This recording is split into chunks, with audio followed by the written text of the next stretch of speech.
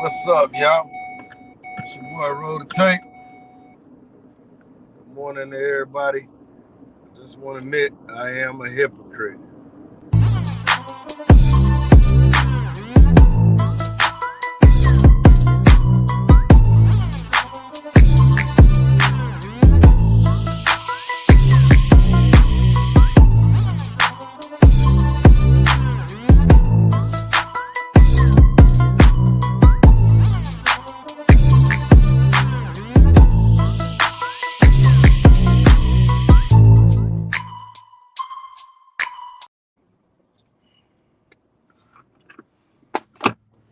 What's going on, good people?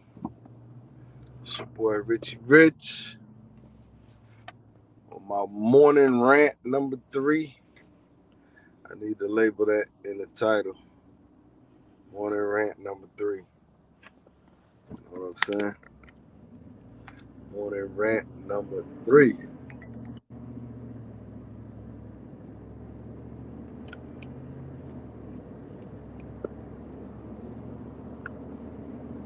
See 5 people in here, man. Make sure y'all hit that like button when you come in. Wipe your foot on the rug. Wipe your foot on the rug. You know what I'm saying? Make sure y'all type in the chat. Let me know who's up in here. Audio. Let me know if the audio good. I think the visual is good, but let me know.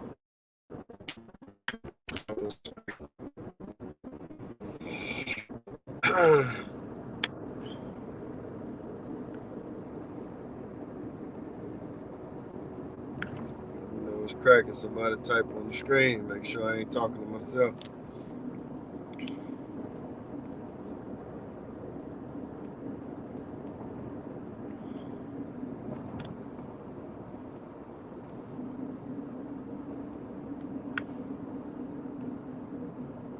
Alright, I think this maybe it's messed up. Alright, well, I'm gonna hang this up and reset, y'all.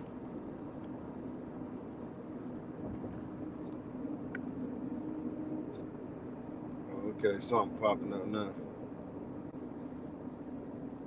Alright, what's going on, Dave? Shay Star in the building. Where you been at, brother? Where you been at? What's going on? It's 9 people in the house. What's cracking? But anyhow, man, I'm a hypocrite.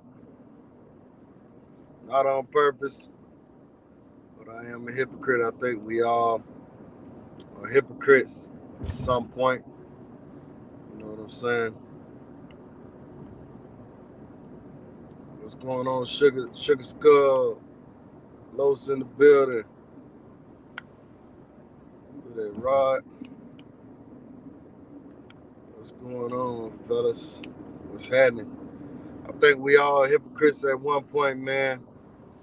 You know, like I said, I don't do it on purpose, man, but there's definitely a lot of hypocrites in this travel thing. You know what I'm saying? A lot of guys claiming shit they ain't doing. You know what I'm saying? A lot of folks claiming this shit going on. A lot of guys hate on the YouTube. Hate on the YouTube brothers, you know what I'm saying? Talking down on the YouTube. But you know, the first thing they do is click on that damn YouTube, you know what I'm saying? So that YouTube is a double-edged sword, man. It's definitely a double-edged sword. That's why I try to keep my channel like I talk about different topics besides traveling and different things.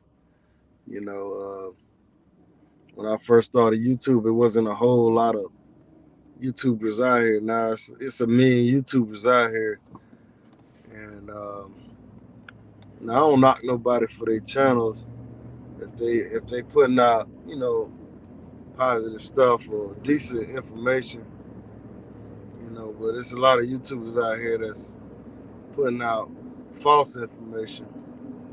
You know what I'm saying? A lot of hypocrites in the game. They're telling you it's all lovely, but it ain't. They telling you to move in these hoods, but they don't live in the hood. You know what I'm saying? Or they might have stayed there for a second. And so they put out a lot of bad information. So, you know, it's like, yeah, people in the travel sector, man, they talk down on the YouTubers, but at the same time, it's the first thing they click on when they ready to take a trip. Click on YouTube, do some research. You know what I mean? Good morning, Felicia. How you doing this morning? Anyhow, I was talking to y'all yesterday about YouTube guy that was preaching the good word. They shut him down. So he put up a new channel last night. It's called Word of the Ministry. Word of the Ministry. I put it on my community page if y'all want to check it out. Los, man, you want to come up for a minute? I'm gonna put the link in the chat, man. See if you want to come up for a minute, bro. Yeah, you know all about these damn hypocrites, man. You live abroad, man. You see these guys, man. You see these guys on the daily, man. But yeah, man, that should have tripped, man. That's why I don't. A lot of times, man, I try to stay away from these groups and shit, man. These groups, man, this shit ain't nothing but a headache, bro. Oh man, they had an accident. I need to give out my business card, man. I need to lace them up with a business card. Like, hey, you all right? But here go my card. Let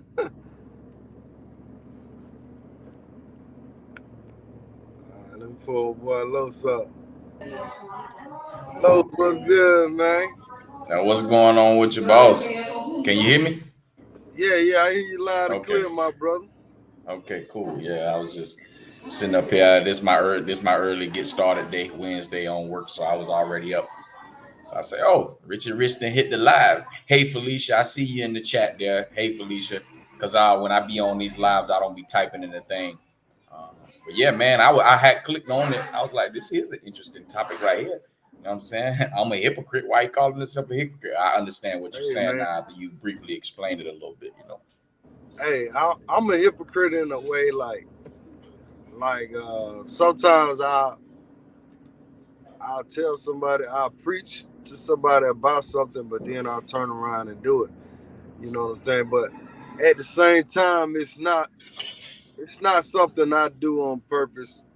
But the reason why I titled it like I titled it is because I feel like some people are hypocrites and they need to look in the mirror. You know what I'm saying? Right. They need to realize like they preaching a certain thing, but they not living by them standards, man. Like a lot of guys in these WhatsApp groups and travel communities, they claim to be a player. They claim to, I don't love these women, but then they turn around and they love these women. You know what I'm saying? You know what Yeah, I'm man. saying? They Oh want yeah, to fight definitely. brothers over women. All kind of shit be going on, man. That's why, Los, you in some of the groups I'm in. You notice I don't be in there a lot, man. You know what I'm saying? Right. Man, It's not, man, because my thing is with that though, you know, because I was looking at one conversation, I think it was yesterday or a couple of days ago, or it's been going on for a few days. Say, dang, why is these brothers arguing back and forth with each other? You know what I mean? And then why is it that everybody wants to, you know what I mean, go at somebody else's, you know, like thank gracias, go at somebody's you know, situation what they dealing with over here, man, and just creating drama. So I thought that was crazy. But the same, but in to roll it to what you're saying on the topic, the hypocrite thing, those dudes who be doing that, man, you know what I mean? What if you run into this brother and you see him face to face? Is you gonna have that same energy then? You know what I'm saying? Like, Oh you yeah, know, yeah. Now, that's now I know who you talking about now. yeah, you know what I'm saying? I'm like, come on, dog. You know, because you know me, Rich. You know what I mean? All that BS, I meet that shit head on. You know what I'm saying? You know, these brothers out here. Because the reason why I go so hard when I have to deal with something like that, you know, and it's been very minimal, but it's because I don't disrespect nobody, and I take all that as a form of disrespect, in my opinion. And so when I feel disrespected, I double it up, you know what I mean? And I go harder, all the way to the point to where I know somebody might want to do something to me, you know what I'm saying? But I know exactly what I'm doing. But when I do it, it's because it was done to me first. I don't know why brothers don't have that same type of mentality, you know what I mean? And then the other part of it is what you was just saying about these dudes out here talking about something, I don't do this and I don't do that. And then you turn around and then you see them doing that and this. I'm like, what the fuck, bro? You know what I'm saying? I thought you was about this life and not that life. You know what I mean? I Right, got right, right. somebody specifically in mind who's a direct hypocrite. I'm not gonna call no names, but I just look at this brother and I just be like, man, come on, dog. You doing all this Yeah, loud ass talking and you be saying this and saying that. Look at your life, man. You know what I'm saying? Not look at your life as it's fucked up. I'm look at how you living versus what you're saying. You know what I'm saying? I'm like, shit don't even make no sense. So I only can take a little bit of what they say with a grain of salt. You know what I'm saying? I'll text you who I'm talking about, later. But I'm like, man, come on, man. This ain't even make sense, man. Just be who you are. You ain't got to be trying to flaunt and flaunt, I yeah. guess, to, I don't know, appease whoever. I don't get that part, but people Hey, is hey, you got dudes out here fronting for these women, acting like they saints and shit, but they might be doing the same thing the other travelers doing. You know what I'm yeah, yeah. saying? Yeah. And And you to know me, what I'm talking about. see, me personally, I just don't want to start no beef with nobody. You know what I'm saying? Let me turn my cab off a little bit because I don't want to drink no coffee. You piece of rapist in nobody's Nah, face. nah, I don't be wanting to start no beef either because I don't want to. My thing is, man, like, you know, if you like music, right, you shouldn't have to turn on the radio and prove to somebody you like music. You know what I'm saying? Right, Like I feel like it's pointless to keep arguing with these cats about something that you know. It's like right. okay, I saw you on the channel the other day, but I know you were stating your point. You made some great points, but at some point, it's like, what's the use of keep going back and forth with these women or these guys that act like women because they want to see everything their own way, regardless, man. So it's almost like a waste of energy. You know what I'm saying? It was a waste of energy, man. They had me on that bitch sweating and everything. You know what I mean? So I had to, what you just said, I took the last couple of days, I was like, man, ain't no point in me going back on none of these damn panels, arguing with none of these people, you know what I'm saying, trying to make no damn points. Because at the end of the day, I feel like I'd have made my point already, you know what I mean? Look, Yeah, everybody, you did a damn good job. You know what I'm saying? appreciate But it. Yeah, like, but like, all but these like, people out here is crazy. how many times we gotta keep explaining this shit? Like, a lot of people want me to go on those panels, and I'm like, bro, I already went through this shit with so many other YouTubers, man. Like, I'm not gonna keep doing that shit, man. Like, you Well, know with what I'm that saying? particular guy, you know what I'm saying? I think he doing it on a twofold situation. He wants to see how somebody's gonna, if they gonna cave under pressure with all them bitter ass women he got on his panel. And then the other part of it is he trying to grow his channel. You know what I'm saying? Past where it's at. That's it. Yeah, That's the that's all agenda. that is to it. You know what I mean? That's the And agenda, man. because if you notice, he don't never really say nothing. He'll come chime in every now and again. But you know what I mean? I go at all them cats' head. You know what I mean? I'm going at everybody head. Now you ain't going at everybody head because I called a nigga out. I say, I know you be on my channel looking for shit on mine. I know you do it. You know what I'm saying? Nah, I ain't trying to go at. Nah, you ain't trying to go at me because you know I'm gonna go way harder than what the fuck you think. You know what I'm saying? What everybody else. That's what. And I'm looking at a comment in the section right now from JM. He say most brothers don't like holding grudges like you, Los.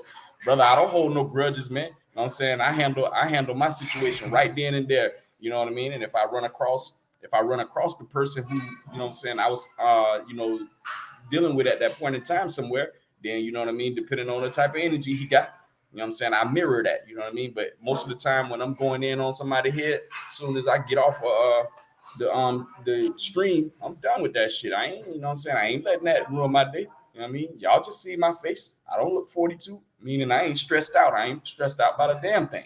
I mean, I don't let none of that shit get to me. And I think that's what you're saying ultimately. What's the point in Yeah, going on these platforms getting stressed out behind some bullshit? that's it, man. Like that's it, bro. It's like that old saying, like you keep arguing with a food, and I mean you look like a fool. You Right, know what I'm saying?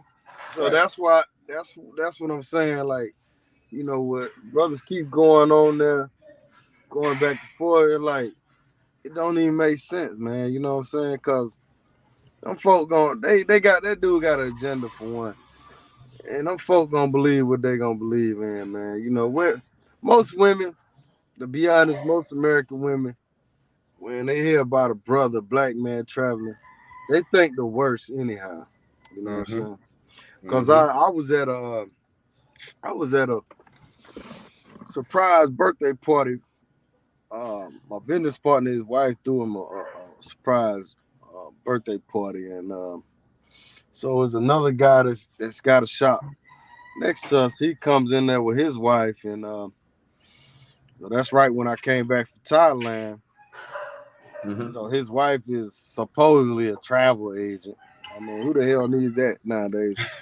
But she comes to the table, and it's like 20 people at the table. So this guy started asking me about my trip. I'm starting to tell him how good my trip was and everything. Right. And and his wife was like, "Oh, yeah, Thailand, they uh they got a lot of sex trafficking out there." And that's the first thing she said, man. Like everybody at the table was asking me like, about the place. She comes up with this. Wow. So I'm like, wow. Man, so that right there is just direct to what you saying, the agendas. And then, that dude, he already planned into that agenda because he know that's what they think in their mind. That's why his panel is always full of females. You know what I'm saying? I'm like, come on, man. You know what I'm saying? The reason you have a certain sect of people that travel exclusively for that. Then you have a certain sect of brothers who travel for the experience of being in another place, in addition to, you know what I'm saying, having a little bit of fun if they choose to. And shit, it's what another man do. In my opinion, that's his fucking business. You know what I'm saying? Who are you to Right. tell this dude how to spend his money? You know what I'm saying? My Yeah. thing with that is just protect yourself and be safe. That's my thing is, because what you eat don't make me shit, or vice versa. You know what I'm saying? So like, why should I care if you, even if a dude want to jeopardize himself and, you know what I'm saying, and be dangerous with what he doing? Why should that shit matter to me? To me specifically, because I'm not doing what you do. You know what I'm saying? Shit, I got my own thing going on. So, and I do my thing too. So, I just do it in a different way. But for the women, you know what I mean? They just feel like that's what everybody is doing, coming over here for. You know what I mean? And I just don't see the point in why the fuck should they even care? You know what I'm saying? Like, for an example, right? So all of these women in America, they started this independent, I'm strong and all this shit women, right? So, Yeah. over time, all these strong, independent ass women, why the hell are they not raising strong, independent men, or young men? You know what I'm saying? All these simps are coming from basically single parent homes. You know what I'm saying? And that's just what I see. And I Yeah. think that was get perpetuated, and then they feel like, I don't think none of these women even stopping to even consider that shit. You know what I'm saying? Like, how can a woman raise a man? A woman can't raise no man. You know what I mean? So, like, or raise a boy to be a man. A woman is just not. How can she do it when she bleeding every 7 days out the month? You know what I'm saying? How? We don't do that shit. You know what I'm saying? So like in my mind, I'm like, well, okay. So the best thing for this scenario is the real men. I'm talking about the reason why I go on the panels. Well, why I was going on those type of panels is to show that there are real men out here with standards and characteristics opposite of what the fuck you think. You know what I'm saying? And then even still, like, it's still some men out here with those same like you know what I'm saying? Not saying that you do, you go traveling exclusively for that shit, you know what I'm saying? Because you'd have been to what, I don't know what, 7, 8, 9, 10 different countries. People don't even stop and ask you about those experiences, I'm sure. You know what I'm saying? Outside of the people who frequent your channel. You know what I'm saying? So you have men who, you know, have standards and characteristics, but they still want to have fun. How Right. the fuck do you group all of us with the Sims? How the fuck? You know what I'm saying? And although I was raised in a somewhat single parent home with my mom, my dad was around some of the time. You know what I'm saying? I knew who my dad was. And but shit, I had just had the mentality myself growing up that shit, I gotta go out here and get it myself. Mom, I know my mama can't show me how to do this shit. And I learned that when I was 14 years old, when she couldn't buy me the Kenny Griffey's that I wanted to get. That was $100. You know what I'm saying? My mama can't, oh shit, but I'm gonna have to figure this out myself, you know. And I Right. think all Right. of that, got a large part to do with how people end up hypocritical, how the women use that to try to talk against us who travel with passports and shit like that. Man, I don't know, man. It's just a whole melting pot worth of bullshit, you know what I'm saying? And and we kind of get caught up in it, you know what I mean? And I guess kind of that's why you saying, am I a hypocrite? Yeah, because sometimes I could be considered a hypocrite too. You know what I'm saying? Yeah, I think we Not all we massively. all we all are at some point, man. Like, but some people are just blatant, man. They just straight up hypocrites, man. I mean, they tell you, hey, man, I'm not gonna speed, and they speeding while they telling you this shit. You know what I'm saying? But shout out to all the single mothers out there raising them kids. Now I ain't gonna knock them because being a single parent is definitely a hard ass job. So I got to give the women credit for that. But I agree with you 100%. At some point, these boys need their fathers in their life. You know what I'm saying? Well, They here's the thing. definitely. Some of those single mothers elected to be single mothers on their own. And then what you gave the shout out to is the single mothers who was dealing with sorry ass men and they just fucking walked away. You know what I'm saying? That's who you shout out. The mothers who intentionally go and create the single parent home, Yeah, or and not even being married. Oh, because I know of cases where people, as soon as they got pregnant, oh, I'm going to take your ass to child support. Yeah, blah, blah, blah. I even seen a video one time where a little 12-year-old, 13-year-old ass girl talking about, no, I'm not getting married. You know, I'm just going to have a baby. And when I had a baby, I'm going to go to the court so I can get me a check. I'm like, what the fuck? I like, this yeah. is a video. I wish I could I saw find it, that. man. Man, this I shit saw that. crazy. I say, so these mamas out here raising these little girls to Teaching do them. exactly, yeah, teaching them how to do that shit. You know what I'm saying? It's crazy. And then that's how we end up in a society full of losers. You know what I'm saying? And and that's where these simple ass men come from, and hypocritical, over extremely hypocritical men. You know what I mean? Because it is dudes who be lying straight through their teeth. You know what I'm saying? In chat groups that they be on the lives when you go live, they all over the place. You know what I mean? I just ain't never meshed well with none of that shit, so I called it out. Me personally. Yeah, yeah, man. And like you say, man, I enjoy the chat groups for certain things, man. But it's just like when you got a bunch of people, man, and different opinions, man. It just, I don't know, man. Like they say, man, make your circle small, man. But it's like, man, I don't know, man. People just piss me off, man. I get tired of hearing other people's problems, man. I got enough problems on my own. You know what I'm saying? I So heard that's that. that's why I don't be in the chat groups a lot. That's why I don't be in the Facebook groups a whole lot, man. Cause I mean, at the end of the day, man, cats just be posting. You know what they be doing in the group, so I ain't gonna say Mhm. it, but Yeah, it's a trip though. But Yeah, it's off the but chain around here, but man. yeah, So man, y'all see all them panels though. But your boy, your boy Richie Rich, man, was the first one to do the travel panels. Now, so y'all remember that. Now, Richie Rich was the first one, as far as I know. You know what I'm saying? yeah, And Tony Smith said everybody else, hey, when I started doing it, everybody else started doing that shit.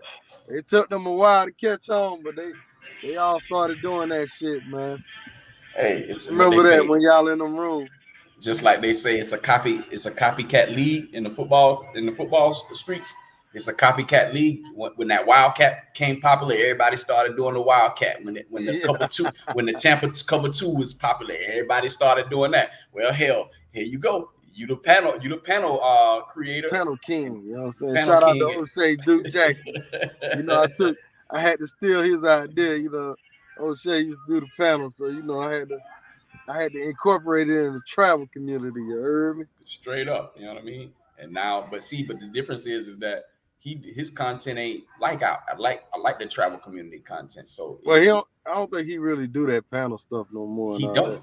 He don't. He mainly going for views now versus Mm-hmm. versus like super chat and all that type stuff. Yeah, But but the point is, you know what I'm saying, the copycats, you know what I mean? oh yeah, Everybody started after you was on it, you know what I mean? I came in the game late, you know, if I do a panel, well, you already know what my panel's gonna be about. We ain't talking about none of that shit. We finna be on this money. I mean, get your shit together on this crypto or whatever investment you get some investment advice or whatever. But you know what I mean? I just me personally, like you said, man, I don't want to be on a panel and then turn around and somebody can label me a hypocrite. So it's better for me to stay off of them now unless it's productive. You know what I'm saying? And somebody can get something out of it. Cause that shit I was on the other day, ain't nobody really getting nothing out of it if they was even listening. You know what I'm saying? I mean, you was because you was able to notice. But shit, man, it's crazy. It's absolutely crazy. And you notice in the groups, I don't really be responding or talking about none of that shit these dudes be talking about because it's pointless. You know what I'm saying? Like, the hell am I finna be arguing with you over some female that you paid for? Why? You know what I'm saying? I just don't get the point of that, me personally. You know, but no knock to nobody else, man. If you do that, do your thing, but you ain't got to be arguing with nobody about it. You know what I'm saying? And calling people out about it and stuff. Gil, what's going on, man? I see you in for the sure. chat. Shout out to Gil, man. He always up, man. He always around somewhere, man. But Word. yeah, man, old dude, man. He running a fucking circus over there, man. He full of shit, man. Yeah, it's Dude definitely a damn crazy. circus. It's Yeah, definitely, and and that's he what I'm round. saying. Like we can't get off our purpose, man. You know what I'm saying? Because dealing with people like that, dealing with these date coaches and all these people hating on the passport, bro. They feel the movement coming on strong, man. You know, a lot of people are starting to recognize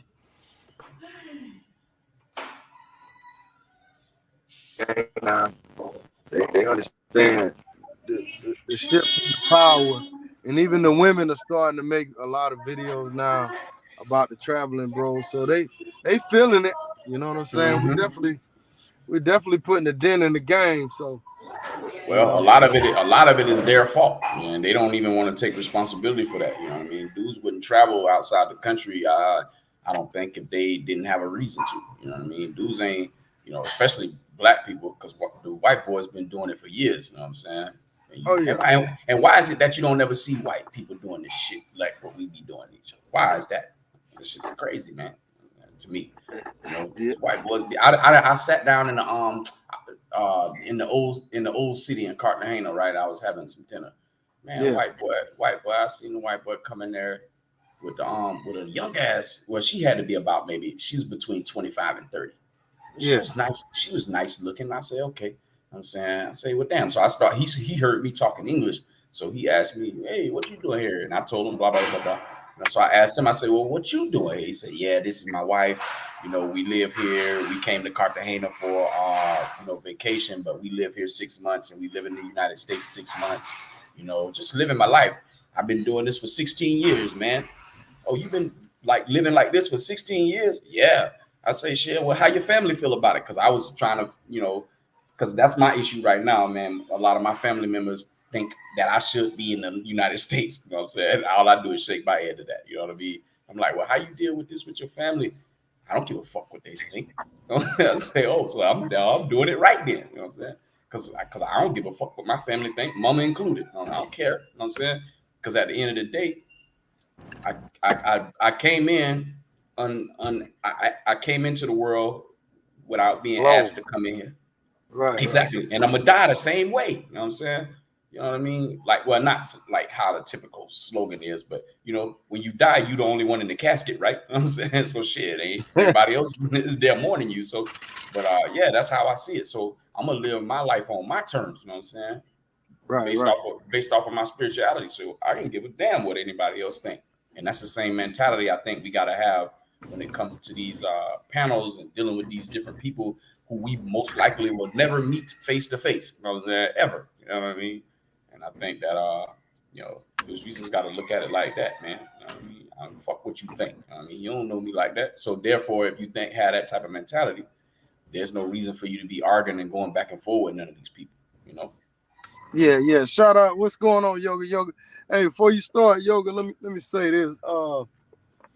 I, a lot of times, man, just because a person is old or just because it's your mom or your dad, that don't mean they giving you good advice. That don't mean they right. You know what I'm saying? You have to use your own damn brain. But anyhow, what's going on, Yoga? Yoga?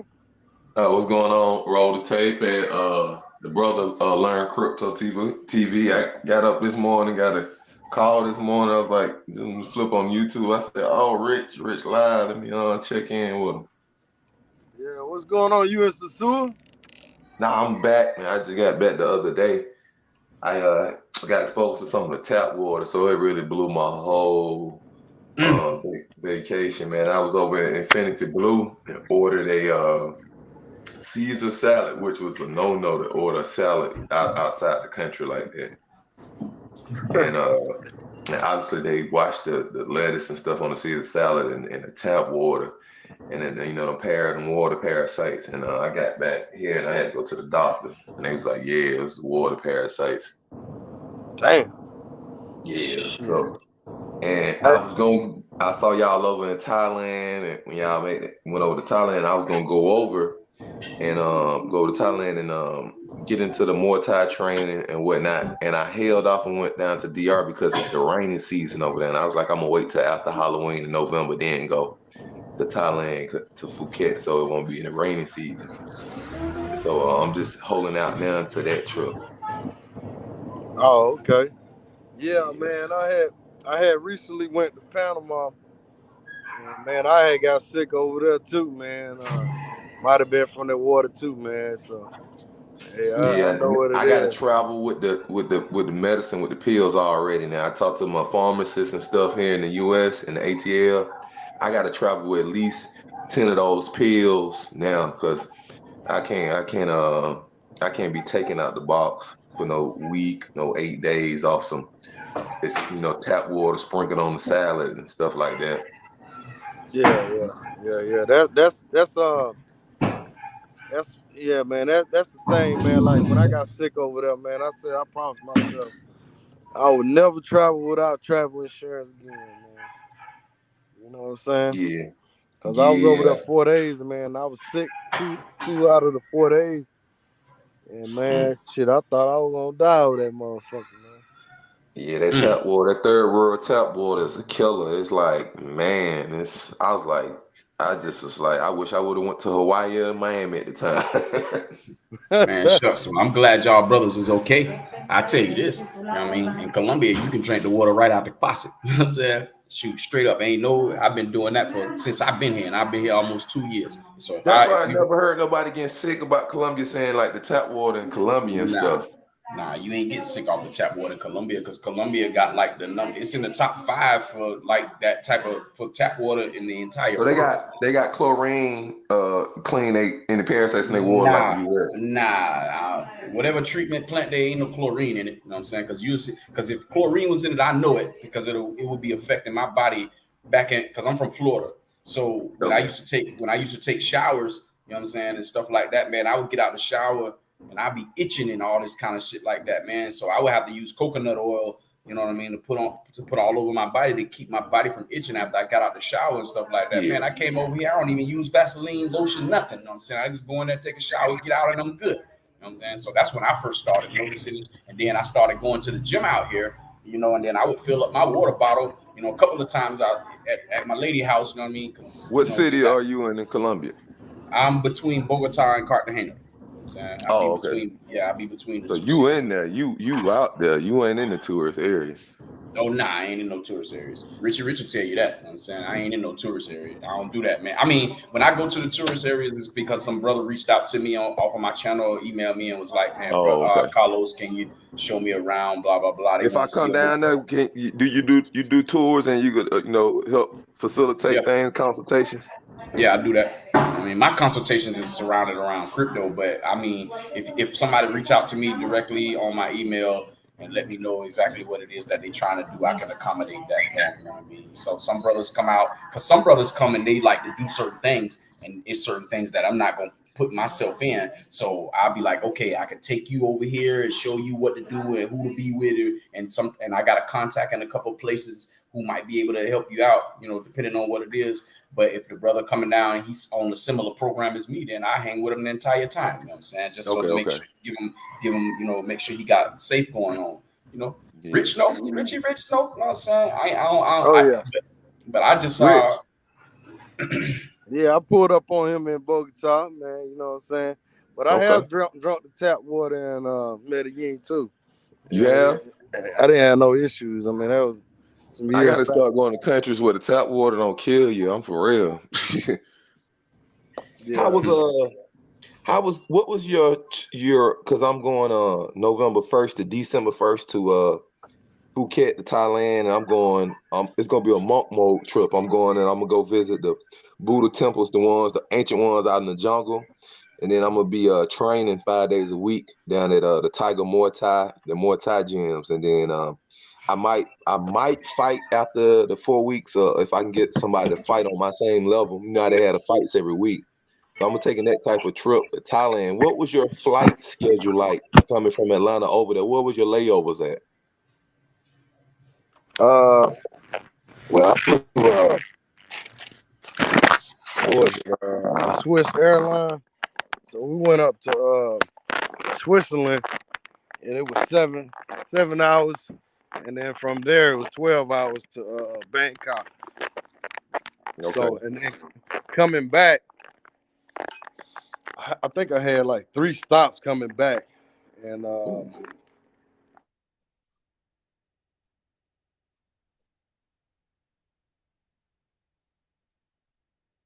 You there, I had Richie? a layover in London, and it was one other stop, some other country. I can't even remember the name of it, but yeah, that's the route I went. But some people go through Korea and stuff like that. But if you go through Korea, you gotta make sure you figure out what COVID. they got going on with the COVID shit. I'm not vaccinated. I'm just gonna do the negative test 72 hours before I get the Bangkok. Well, I don't think you need it if you're not going through Korea. I think at this point you don't even need the COVID test. You can just go in. I think everything wide open now. Yeah, that's what somebody else kind of said, that they was like, But you good for Thailand. But I went to one of those fights and stuff out there in How was it? Phuket. Oh man, that shit was great. And they had a lot of foreigners fighting out there. They was fighting the local Thai people. Mm-hmm. Man, I ain't gonna lie now. They majority of them kicked them Thai boys' ass. Huh. A bunch of European and Romanian fighters and shit. Now, they had one white girl out there. She kicked this Thai girl ass too. But you know, I think what it is, they put them against like the local sorry people, so they can win, so they can look good. Yeah. You know what I'm saying? But you To definitely get more can set people a to come fight on up. out. Yeah, that's what I'm interested in. I'm gonna go. I'm gonna do a little bit over a month. I'm gonna do 4 full weeks of at least 5 days a week training the Muay Thai training, and then I'm gonna do like y'all did. In between my training and stuff, I'm gonna go out to the Fifi Islands, to the James Bond Islands, and explore all those islands and kayak and stuff like that, and do the temple tours. It's gonna be that type of trip for me. And also it's gonna also help me break, and it's gonna be an addiction break tour also. So all the things that I'm used to doing back in the States and traveling and stuff like that, I'm taking a break from everything. So it's gonna be 5 weeks of training, and then also it's gonna help me break any addictions I have. I'm gonna be focused, monk mode, and then I think I'm gonna go ahead and get me a tutor since things are inexpensive over there, and get me a Thai tutor and do like a 1 hour Thai class, language class, like 3 or 4 days a week also. Hmm. So you do this for real then? Yeah, so I'm gonna come back with the gain of knowledge of the language. I'm gonna document all this stuff too. I'm gonna start the YouTube page, but I'm gonna do the Muay Thai training for 4 weeks, and then Mm-hmm. I want to go to the original Buddha temples that they got in the jungles over there before the Europeans came, before the English and stuff came. I want to go Mm-hmm. see those Buddhas. They say them Buddhas look like us. You feel me? Yeah, they do. But that's what I was gonna mention to you, man. See if you can find them black statues that's over there. Because they do Yeah, have them. yeah. And I was very That be interested my in. thing in all of the countries that I be going in. I be trying to find the black communities, you know what I mean, and trying to, figure out the dysphoria, where we were all dispersed to, because it says, in the word, it's the four corners of the earth. You know what I Yep. mean? So if we're in the four corners of the earth, then that means we got to be everywhere. You know what I'm There saying? you go. And So and that's also that mhm. for the I look at it this way. I want to go to the side of the world where the culture where the culture where their god was a black man. Buddha was a black man, and by physical form when you look at them. That's why I want to go Mhm. to those ancient temples. Like we grew up in the US, they showed us is the white Jesus, you know what I'm saying? They showed us the Muhammad that looked Arab. I'm like, wow, Mhm. the Asians, they got a god that look like our hair, like cornrows and bantu knots. You feel me? I want to go see Mhm. the ancient statues of Buddha before the Europeans, the English, and the British came. Mhm. Yeah. When I was doing my research, I was like, because coming up through school, I barely listen. I ain't talking about barely. I ain't even pay attention to that world history, American history. I ain't pay attention to none of that shit. You know what I'm saying? But when I got older, it started piquing my interest. And then I had doing some research on the Dark Ages. You know what I'm saying? And I come to Hmm. find out the Dark Ages just simply was the black people was in rulership during that time. There you go. The Moors in Europe and all that, and they call it the Dark Ages. And then they don't tell you who the kings and all that until they got None into of the that. power. You feel me? You know what I'm saying? All So that there Game of became Thrones and all that. The people who was ruling it, running it before all them was the brothers, the straight up Moors. And that's why they be mhm. telling us the Greeks and stuff was originally was black and stuff. And they get all that order and structure from us. And Yeah, and, and it's so far removed. So I'm like, man, I looked up and saw Richie and Bonjour. I said, these my folks for real. They done left the soil. They over at Thailand, pulled up on Richie Mack doing it. And then they went out to Phuket. And I said, yeah, that Richie them on that. Like that's what I'm talking about. And I looked up and saw Richie them going to them islands out there with them limestone. I was like, it's nothing like that in the world with a mouse coming up out that beautiful water like that. I said, it's on, man. I'm going to Thailand right then. It now, was a wrap. now, yoga. Here's the perfect point you just made. You know what I'm saying? You seen Branjur and Roller Tape out there doing regular stuff. You know what I'm saying? Yeah, and I know None of these the, brothers. none Yes. of them was out there, putting up that bullshit with this with the dude on the troll channel. What they be doing on? None of them was doing none of that shit. But everybody get grouped up into this, lumped up into the same group. You know what I'm Yeah, we've saying? been attacked. Yeah, we've been the passport brothers that travel being attacked by a lot of these guys that's not even in America. I guess they jealous of us traveling. They making all these videos or based off all our videos. I don't even want to call out their names. It's a couple of them troll pages. No matter any of us in the travel community, especially the brothers that got pages, when you post your video, it's a whole nother little group of subculture. They trying to make money off YouTube. Oh, this, and this, and look at he doing this. And I'm just like all they doing is promoting it bigger for the younger brothers that's in their 20s. Because really, I didn't start really getting travel and getting put onto this network until this YouTube came out like this in like 2018. But man, if we would have had this when we were 25 in the ATL, man, we would have been all over the world if we'd had this YouTube and connect the way we connect. So I definitely know what you're talking about from that aspect. But Rich Channel, Bonjour, brothers like that, they get the fun stuff, but it's always been about knowledge, safety. Like my first time hearing about folks being drugged and stuff, this was on Richie old channel. You know, when you had the old channel, Richie. And I clicked on and I was like, okay, they were talking about some brothers that got drugged and this and that, and it was from a safety standpoint. And I was like, it's the information that brothers give when they travel is you can't even put a value on it. You know what I'm saying? Right. Exactly. So definitely, like I said, that had me like, I'm going to these Fifi Islands. When I saw Rich and Bonjour out there at James Bond Island, I said, I'm going. It's a wrap. I know I'm going. See, when I start busting my crypto videos from Bolivia, Paraguay, or Uruguay, I want to see what people gonna say, what these haters gonna say then. You know, hey, ain't nobody really. On you, bro. I need to pull up on you over there because the cost of living low, ain't it? Oh man, you ain't, man. Look here, let me tell you something, man. I got an investment property in Cartagena, I got an apartment in Cartagena, and I got an apartment in Bogota, and I can take care of all three of those with the bills, all three, and I still have money left over to live. You know what I'm saying? So, bro, you full time in Colombia? Man, I've been here almost 2 years, man. You got babies, or you gonna marry, or my plan is to marry. I've been with my lady for 38 months. You know, we looking at March. She don't want all that big extravagant shit. She just want to make it official so that businesses that we building and stuff that we working on out here, you know, both our names will be on it and stuff like that. I got almost a half an acre of land with a Are you serious? You serious? Yeah, dog, I'm dead serious. Ain't no game out here. That's why I got Rich was talking about the panel. And when I got on that panel on that troll page, man, I'm like, what the fuck, man? You know what I'm saying? Why is y'all hating on everybody? Like, and I told the dude, I say, why you don't never promote my channel, man? I know you be on my shit. And you talking about some these guys like everybody. Bitch, you be on my channel and you see damn well what I be doing, and I ain't in America doing it. You know what I'm saying? So you can't say all these guys. You know what I'm saying? You need to change that language up and be like, some of you guys, you know what I'm saying, that go out there for the exclusive. But it's like they only focus on the negative shit. They don't even want to know nothing about what the real positive. They don't never mention Ace name. You know what I'm saying? They don't never Taylor Made Dreams don't never show none of the shit he be doing. You know what I'm saying? Even though you kind of can make out what he got going on, and he'll tell you what he up to, but he don't never show that shit on his channel. He always talking, like you just said, uplift, giving people knowledge on, you know what I'm saying, how to be safe if you come into the DR or whatever the case may be. You know, I remember he did a series on buying real estate down there. He was trying to help somebody out and they didn't listen to him, and he used that as an example. See, this is why you need help from people who are already actually there so you can avoid these type of mistakes.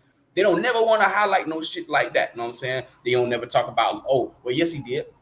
Love Crossing Borders. He tried to make a meme on him. You know what I'm saying? Talking about some getting pimped by a third world box or some shit he said. I'm like, what the fuck? He been doing Dre Crossing Borders. Got out of jail, changed his life, went to another country, got married, and he tell the story about how he was nervous and scared to really leave Michigan and Detroit like that. All that shit. I see brothers when I see these brothers traveling and doing stuff like this. I'm telling you, I could be on 285 and I cut on the YouTube and I see Roll to Take them in over there with OG Rich and Mac. I see brothers doing stuff like that. It inspires me and then lets me know, I know this 30,000 I got right here. Yeah, that's gonna be a house down there. I'm gonna get this built. I know what my next 10 years gonna look like. I'm gonna have something along the lines of what you doing, where I got 3-4 real estate like asset land, and I can get that double passport, that dual citizenship. That's the goal with me. Straight up and down, man. You know what I'm saying? And that's what everybody goal should be who desires to live outside of the country. I know that there's a lot of people who is only traveling. Their situation won't allow them to do it right now and stuff like that, or they considering other things and stuff like that. And I get it, you know what I mean? But for those brothers who ain't got no kids and they ain't, you know what I'm saying, ain't nothing really tying them down and keeping them there, but yet you're traveling, but you're only traveling for, if you want to travel to live the fun lifestyle all the time, you could do that. Just don't go to America talking about this shit. Just stay where you at and do that. And then, truth be told, I'm gonna give some people some uplift for those of whom I think is 35 people in here. So look, if you work for the company Humana, Okay, Humana. Humana is an international company.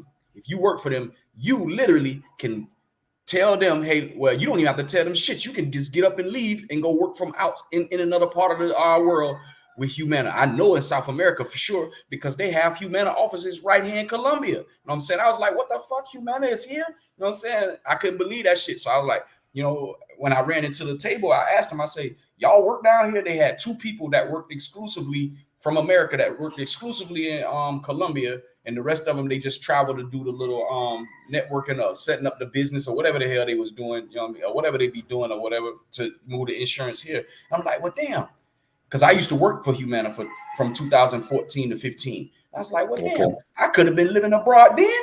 What the hell? You know what I'm saying? So, you know, and then you only need to make as little, you can make as little as $10, $11 an hour, and you'll still be able to live comfortable out here, man.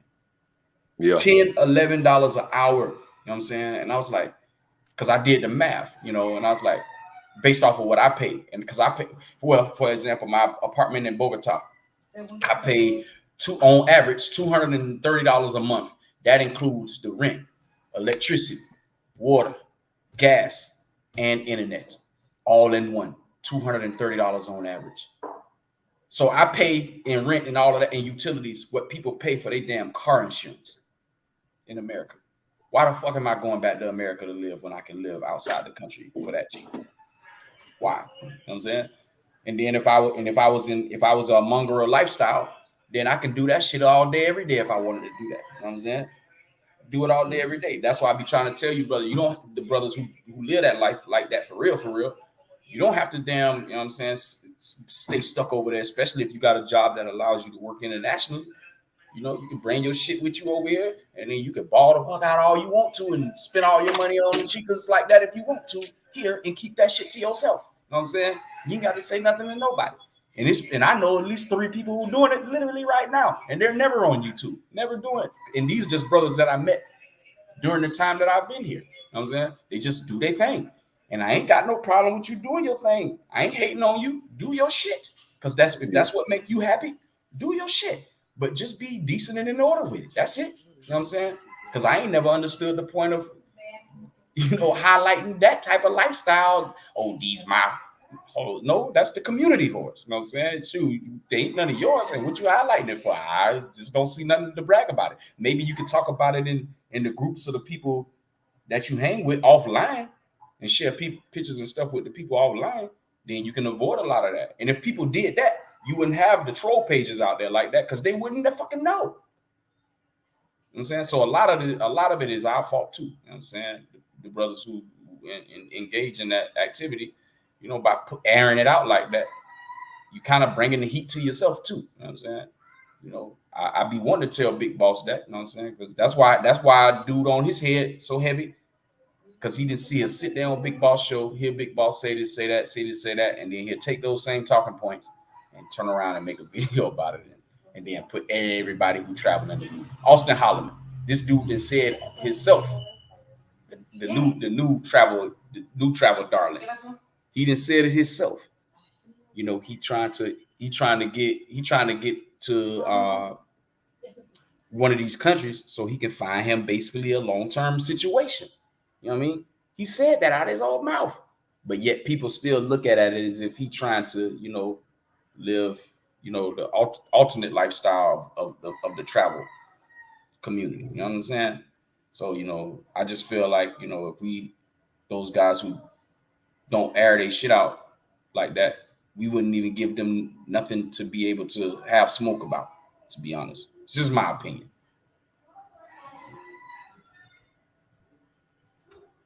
Yeah, I don't know what's up. My phone was clicking where I could hear y'all, but y'all couldn't hear me, and that's why I'm clicking in and out, Rich. But yeah, it's just now's a good time if you have a YouTube on the travel stuff, because the trolls and the haters gonna give it light by by what they're doing now. So we seeing this what the YouTube and the social media has brought also, because people are searching for views and clicks for the money, for the check. Now we're seeing people become cannibals. Because the guys that are sitting down trolling the brothers that are traveling, the black men that travel from the U.S., really they want to be us. They want to be able to go to this other country and live like this and have land and houses and families in other countries. So we see a imitation.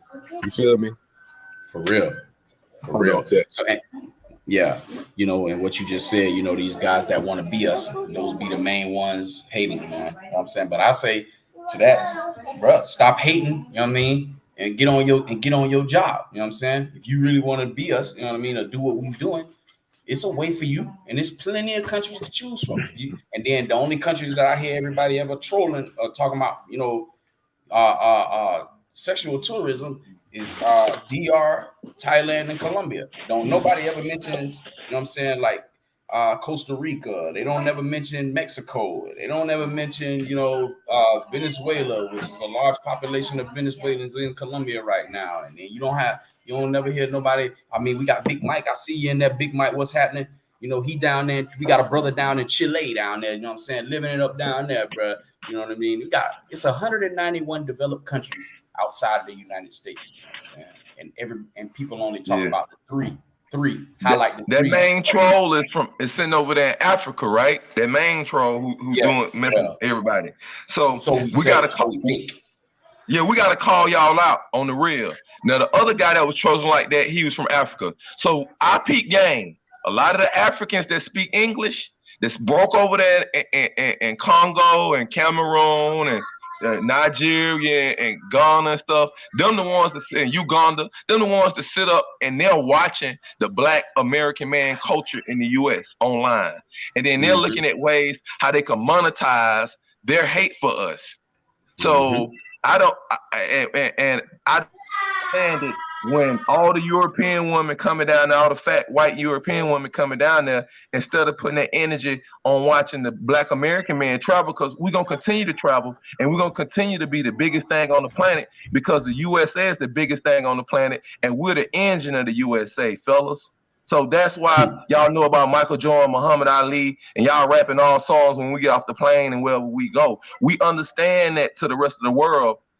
But no matter if y'all throwing rocks at the throne, y'all not gonna stop you brothers from these ghettos of America. We're gonna keep staying on these jets and getting off these planes at these major countries and cities around the world. Y'all not gonna stop that. Y'all magnifying that. So what we're saying and what we see what y'all doing with the travel community, y'all doing it on the streets back in America too. Stop that hating of the Black American man. We've been beat down. We not looking down on y'all. We looking like we getting free out the matrix, getting on this plane and able to share this with our brothers.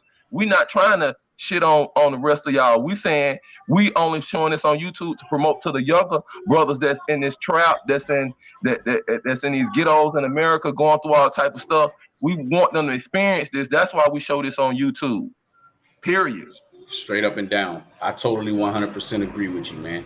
You know what I mean? And that's for any brother that's traveling who got a YouTube channel. They really trying to show their experience, you know, about you can do it too. And that's what I tell anybody, man. The way that I grew up, you know, like my channel is about crypto, right? And teaching financial literacy, you know, giving people a foundation or something to start so that they can get their shit right to be able to do what I'm doing. The way that I grew up, if I can get up and do this, any damn body can get up and do this, exactly. Brother. You know what I'm saying? Anybody, you know, and I came from nothing. You know what I'm saying? Everything I had got in life, I had to work hard for. It was nothing was given to me. Nothing. You know what I mean? I had to figure it out just like anybody. And if you got a strong-willed mind to figure it out, Travelmatic, I see you, salute. If you got a strong-willed mind and you got your priorities together and in order, you know what I mean? You could be a Richie Rich and get up and take 3 or 4 days when you feel like it and go visit a country. You know what I'm saying? And, you know what I'm saying? And like you know what I mean? Here it is, you just left DR and then in whatever time frame you end up in Thailand on some monk mode. You know what I mean? People don't even understand that takes discipline, you know what I'm saying, to do those types of things. And you'll be surrounded by all kind of fun, but here it is, you going to what they so-called manga or location, but you gonna be on monk mode doing it. You know what I'm saying? Exactly, because I'm gonna be able to do it. I'm gonna do it. I'm gonna demonstrate it. But everybody know in the travel community, one thing, we joke a lot. We've been doing a lot. But one thing I've been on since I came here was about the health. about our brothers traveling, because I'm like, y'all traveling, y'all drinking. I start telling everybody about the coconut waters. And I'm telling brothers, man, we really live in paradise, so we got to take care of our health so we can experience this more. Straight up and down. Straight up and down. I totally agree with you.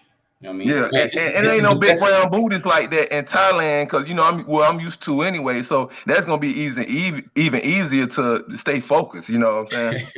Hey, Yeah. I don't You know know what about that one, bro. I don't know about that one. I'm There's But some peaches continue out on. there in Thailand. Huh? I see some peaches. It's some don'ts out there in Thailand. Yeah, it's something out there, but it's some man. talent out there, man. Trust me, it's gonna be Well, hard I'm to stay going monk focused. mode the first month, but then I'm staying a week after I finish the training. So after I fight and stuff, I might have a Thai girlfriend or something. All right, don't fit the title of the don't fit the title of the He video when you say get be out a there now. hypocrite. It's gonna be difficult, but hey, it can be done. It's just discipline. That's it. And if this brother's an MMA fighter, you know what I mean, then I think he'll be able to pull it off because them dudes they got to have a special type of discipline. I do know that. You No, know what I'm saying? I train in Western boxing, but I do want to broaden my fighting and striking skills to them kicks and those knees. And I was like, well, really, when I saw Richard them over there, I was like, all right, I'm gonna take that trip to Thailand and I'm gonna do the training. So they're some of the best at those kicks and knees. So I'm gonna add that into my boxing. If you don't mind me asking, brother, how old are you? I'm 42. I just turned 42 Oh, this past Memorial Day weekend. okay. You know what I'm saying? Happy belated ATL shoot. graded baby. You feel me? Man, you right behind me. 1980, dog. I was born in March 1980. You know what I'm saying? Oh, So okay, you're 80s, baby. Yeah, I came out 98, came out of college, '02. Yeah. you already know. Same thing here. Same thing here. Fort So Valley we run. State University, Oh, Maynard word? Jackson High School in the city of the ATL. If anybody know from the A, they know who Maynard Jackson is, first black man. I'm Grant Park, Summerhill, born and raised. I'm from the soil, ATL Okay. proper. Fort Valley. So that means you know Yule Joyner, or you was there at school with Yule Joyner, because that's where he left Troy State and went over there to Fort Valley Fort to Valley. play football. Yeah, he played football over there. You know what I'm saying? Yeah, for Coach Schoolfield. He a year behind us. I went to Troy State, so you know what I'm saying, over in Oh, okay, you was Alabama. over there in Alabama. That's what's up. Yeah, I got some yeah. homeboys that went to North Cobb High School, and they went over to Troy State and played ball. You know what I'm saying? I'm sure I know who they are. You know what I mean? Yeah, I'm thinking. I was a basketball player, two guard. Okay. Oh, so it's you like 6'2"? Yeah, exactly. 196 2. I've been dunking since 94, 95.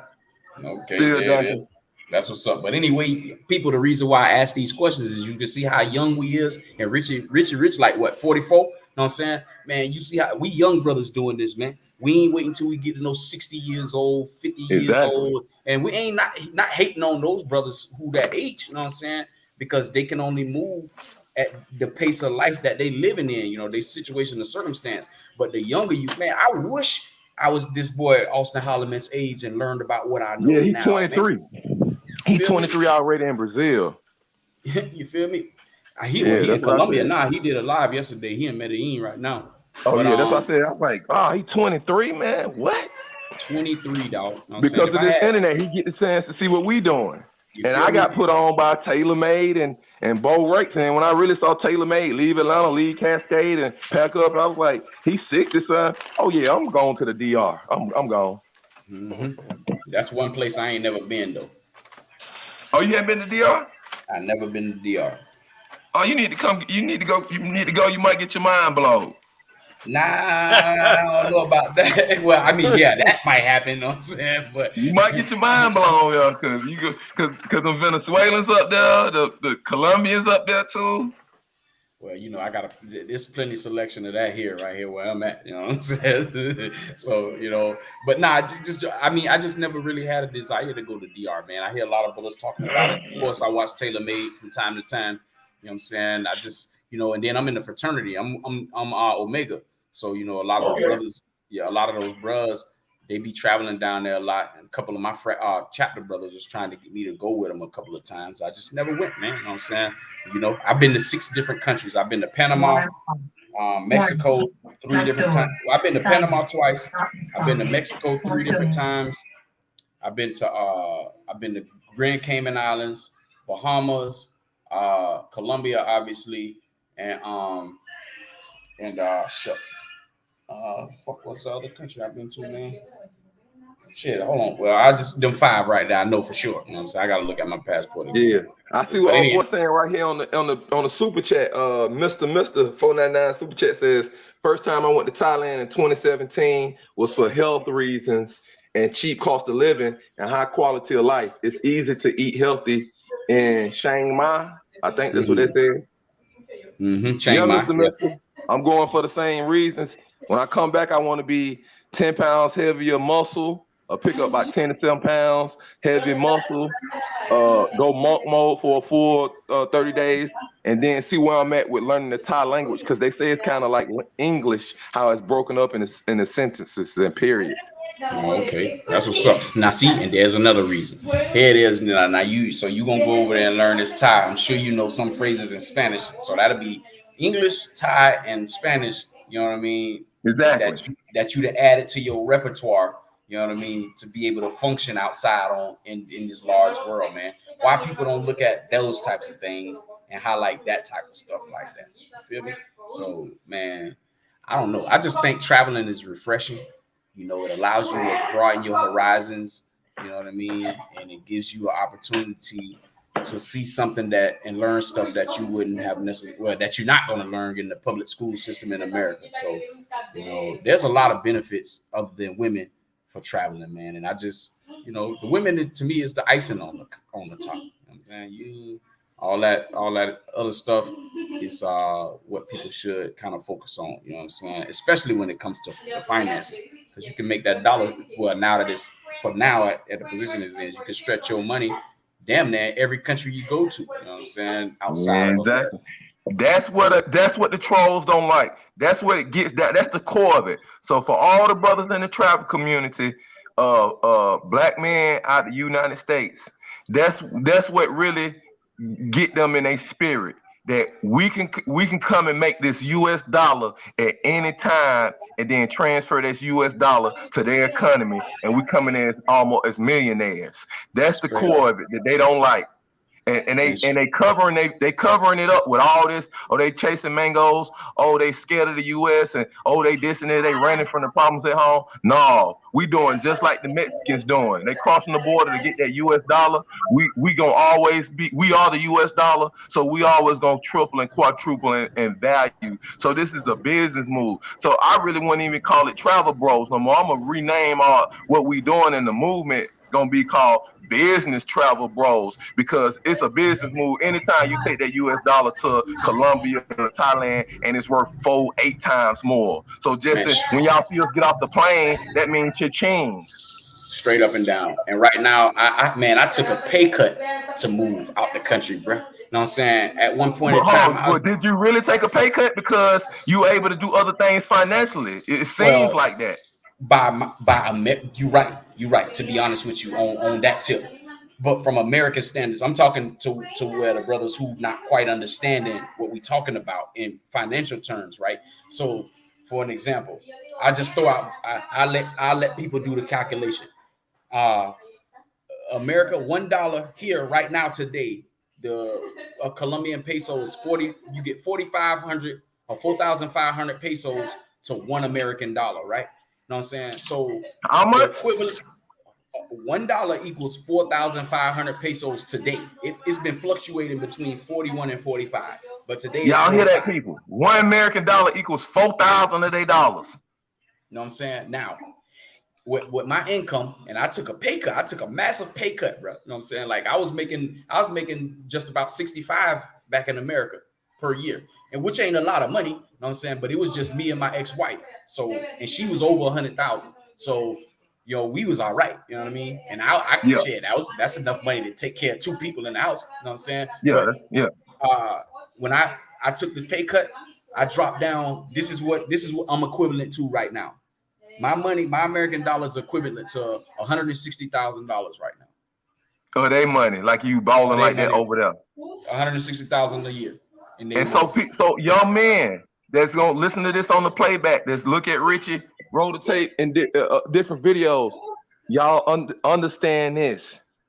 You in your 20s, and you just get 35, 40,000 in the US, you stack up for 2 years, 3 years, you can go somewhere else. You don't got no criminal record, you don't got no kids, you don't got all that, and you will be a millionaire when you touch down in that country. So for all the young brothers that's hadn't got your passport, that's looking at the whole movement now, that's thinking about traveling, I implore you to do this, especially in your 20s. Get serious and learn another language. And when you go there, you can already be a millionaire, and you can go ahead and make moves in their credit systems and their financial systems. Learn the language. That'll be And the then, biggest investment.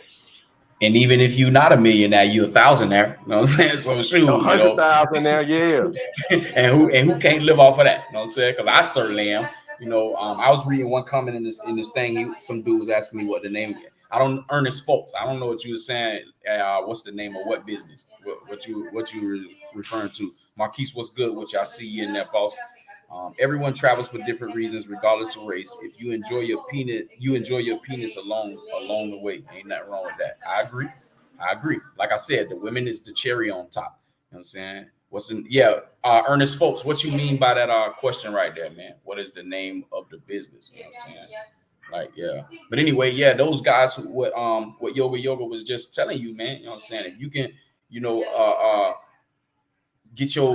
gotta be able to have a plan and put it in order and execute those steps along the way to achieve the goal of that plan, right? You know what I'm saying? If you can effectively do that, then you'll set yourself up for so much success. Don't be listening to other people talking about this third world country, why you going down there, why you want to do this, or why. Man, listen, let them question what you're doing.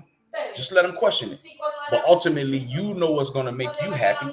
So therefore, you do what's best for you. You know what I'm saying?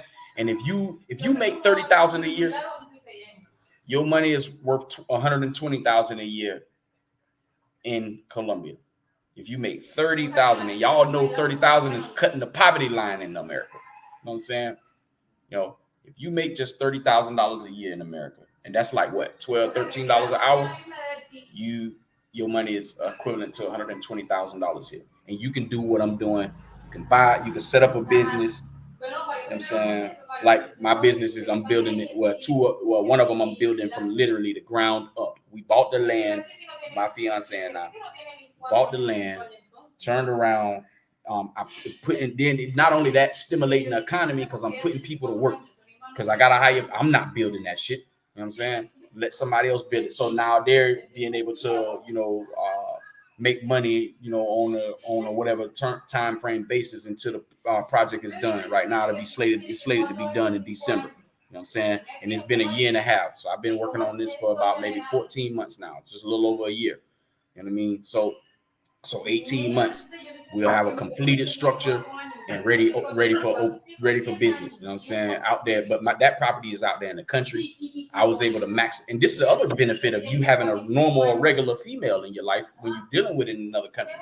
Because I was able to get past red tape. I ain't have to fill out all these different documentations. All I had to do was make sure that the land that we purchased was in the name of the family, aka my lady. You know what I'm saying? And then now I can do whatever the hell I feel like I want to do with it. You know what I'm saying? And because I didn't want nobody to know that an American was attached to it, because I was still thinking about this Timothy Reed story that happened in Barranquilla. You know what I'm saying? Yeah, the brother from the 80 got killed. Yeah, I ain't trying to end up like that. So I don't even want them people out there to know that an American had any goddamn thing to do with it. When they see me, all they're gonna know is, that's his. I don't want to put my lady name out there. That's his Christina. That's his man, her man. You know what I'm saying? That's all they're gonna know. They ain't gonna have no idea that I was the one who funded and paid for all of this shit. You know what I'm saying? And I'm gonna keep it that way. You know what I'm saying?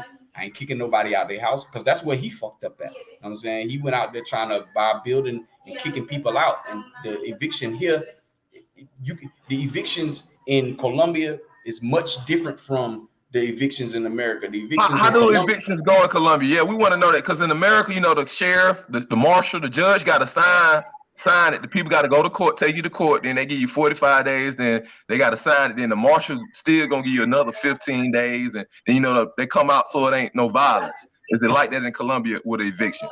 The evictions are favorable to the tenant. in Colombia. So like if the landlord wants to remove the tenant out of the property for non-payment, and that's typically what it is. Well, the tenant can petition the court for more time, and it's up to, and the judge will allot a certain amount of time for that person, whether it be 1 month, 6 months, whatever time frame, for the person to be able to get themselves together and find another spot. So here the eviction the eviction setup favors the tenant, whereas in America it actually favors the landlord. And people wouldn't even know that. You wouldn't even know that unless you lived here. You know what I'm saying? So, that's one of the beautiful things about that. So if you sign an apartment lease here as a expat, just know that, you know what I mean? You get, well, I can't say how it would work for a foreigner. You know what I'm saying? But I know this much: for a regular Colombian, they can get an eviction notice, but they ain't got to move right away. You know what I'm saying? I know that. Is Colombia like DR? Like DR is that Bank of Scotia there in DR, and it's a Bank of Scotia in Miami. So it's pretty easy to set that up without having a cellular, a Dominican ID, or none of that. They take your U.S. passport. So I've experienced that myself. In Colombia, is the process kind of that easy? Is the banks that are in Colombia and America? Give us a little bit of knowledge on that.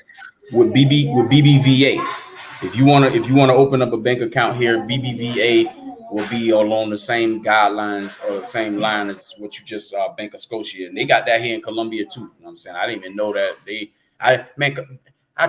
Colombia got goddamn at least 12 different type of banks here. You know what I'm saying? So as an American, I can get on a plane, leave from ATL, get in Colombia, and then that week while I'm down there, you go and show them my U.S. passport and tell them I want an account open while I'm traveling.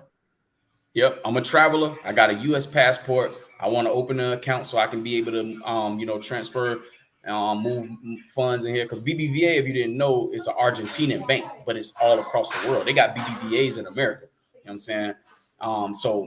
Just y'all hear this, fella? Y'all hear this? It's good game. All you need is a passport and a deposit. That's it. You know what I'm saying? And it don't even matter how little the deposit is, $1. You know what I'm saying? That's all you need, man. BBVA. I'm gonna open me up an account online here in the States with BBVA, and then once I touch down and I'm already good, I'm gonna say I'm an account holder back in the States. I want to get a card and stuff for this branch right here in Bogota, Cartagena, wherever I'm at. Word up. Hey, let me get to, because I see some interesting questions over here in this chat. Hey, Ernest, the Network International Business, and he got I have a CSI. So you you certified with a CCNA, and you in America, bro? You can go anywhere over the world and work. Man, you can go anywhere, bro. I wish I had them damn certifications, man. Yeah. I'm CompTIA Security Plus certified. You know what I'm saying? So I got the highest low level cert. That's what I got. This brother here got certs that's 2 and 3 steps above me. You know what I'm saying? That CSA. Who's this Ernest guy? Ernest Flukes? Yeah. Man, Ernest folks. I don't know what the hell you doing in America, bro. You can get online right now and get you a job easily. Ernest, you need to go ahead right now and look up the flights to this somewhere easy, like Sasua, DR, or Cartagena, somewhere that's not gonna be quick or far away from the U.S. And go look at a Get in Paradise, and then sit down and think where you want to take a tour of the world and think where you can work with your laptop and do your work and where you want to live. You need to go and start exploring that. Now, right now, the whole world is our neighborhood, brothers, not just the U.S. We open to the Europeans been doing this. They don't talk about them. That's why when we go to these other countries, these women are mixed, because the Europeans been doing it. They send their sons out 18, 20, send them to the Caribbean, send them to South America and all of that. Ernest, you need to start moving around this planet, seeing where you want to stay, and compare, have something to compare back to the U.S. You feel me? Straight up and down, bro. That brother just told you a mouthful right there, man. Because what you just did gave me some goosebumps, bro. Yoga. Because that's exactly what I small bit of my story. I came over here in Colombia to celebrate my 40th birthday with my family here. You know what I'm saying? And I end up on that trip, getting stuck. That was at the height of COVID. Richie, no, because they was watching me the entire time. You got stuck. During the lockdown, man, I was in a real life, what the fuck I'm finna go and what I'm finna do situation. Like I got caught in full like that. I got caught in DR like that. You feel me? So you understand, man, while during that, because I end up being here for a total of 95 days. During that time. That's a real vacay. That's a real 3 months, baby. Straight up and down. During that time, I was online looking for jobs. I was online trying to figure out how I'm gonna be able to make this a long-term situation for me. Because during the 95 days, I learned how to live outside of the United States. You know what I'm saying? I say, well, Exactly. damn, That's I like could do. that's greater than a college education. Who you telling? You know what I'm saying? And then a lot of brothers now they ask me, damn, Los, how you able to stay over here that long? Well, that experience was a part of it. And the fact that, you know what I mean, I had a plan and I had my shit together. You know what I'm saying? You ain't So just while gonna other be able. motherfuckers was getting fat during COVID at home, scared, you was outside the U.S. living, surviving, and preparing for when the COVID stuff in that you could stay having that paradise lifestyle. Straight up and down. And this was all during a fucked up period of time during the world. You know what I'm saying? Because wasn't nobody moving around like that. Wasn't nobody, you know what I'm saying, able to just, just go into a random open store without having to go through some whatever guideline they had set up. It was similar And I know here in Colombia was real locked down. Like there was certain days y'all can go grocery shopping. I know DR was like that. Certain days you couldn't even go grocery shopping. This is the crazy part to me, brother. Like, I don't understand how the fuck, if America is so up and grand and the best shit, how in the world they couldn't implement this status. What Colombia was doing, I was in Cartagena, in the city of Cartagena, right? They did opposite. So, like you was just saying, they call it Pico de Cedula. So on the end of your ID, whatever the number end, if it was even or odd, would be able to determine. And then they even broke it down even more to where it's saying only men or women with an even or odd on this particular day can go out, right? So, yeah. But even traveling from one barrio to the next barrio, neighborhood to neighborhood, you had to go through a fucking checkpoint and tell why you was going in that damn neighborhood. Yeah, they had a checkpoint between Sasur and Puerto Plata. So every time when we went to the grocery store, we had to go through the checkpoint, and they had it where on the whole north coast, DR, everybody had to be in the house. You couldn't be driving by 6 unless you was a essential worker or a taxi driver taking somebody to the airport. And we got caught. I remember one time we got caught in the checkpoint. It was about 8:30. We was caught in the checkpoint. Yeah, and Sasua right there before you get to the beach. They had it right when you came into town. They had, it was like a ghost town because nobody was out. And they had that checkpoint. I'm gonna tell y'all who I was with. Y'all remember Big Sean who passed, Mr. Boca Chica? Yeah. He passed down there on the motorcycle accident. I was riding with him. I remember that. Wow. Y'all saying it's a good thing or a bad thing? No, it was a bad thing. They had them checkpoints everywhere. I mean, as far as having that curfew and all that, y'all think that helped or that was some bullshit? In my opinion, it helped here in Colombia at least because of the fact that they was able to control the music from past, and they did it to keep people spread stuff around. So to me, and from what I saw in my opinion in the country that I was in, it was more of a help than hurt. That's why I say I don't understand why America didn't do some shit like that. Why did all these smart ass people supposed to be got the government? Why the hell they didn't? You gotta talk up in the phone some more, bro. Okay. That shit would have never worked in America though, man.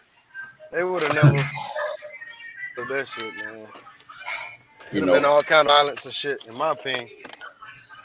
Well, y'all was there, so you know better than me. You know what I mean?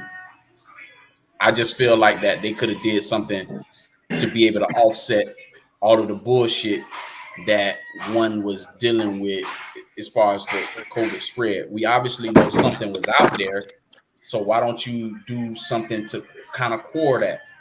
Like for an example, y'all from Atlanta, y'all live in Atlanta. I'm saying the people that live in Sandy Springs stay in fucking Sandy Springs. If you live in Decatur, stay in fucking Decatur. You know what I'm saying? But I understand what you're talking about too, Richie. You know what I'm saying? Because people would have caused the uproar because they might have business in damn Buckhead and they got to travel from, you know what I'm saying, wherever, you know what I mean? You must be from the A, bro. Nah, I got family up there. Oh, because I'm like, he know the size of the town for real. Yeah, nah, I got family there, man. You know what I'm saying? So, and I've been there several times. So, and plus, like when I go to places, I like to learn infrastructure. I like to learn so I don't be lost. I don't want to be nowhere and get lost. You know what I'm saying? So, like, if one never come to Bogota got 12 million people there. 12 million. I can take you to all the neighborhoods in Bogota, and you be like, damn, Los, how the hell? Because I've been out here I've been on my feet out here on the streets.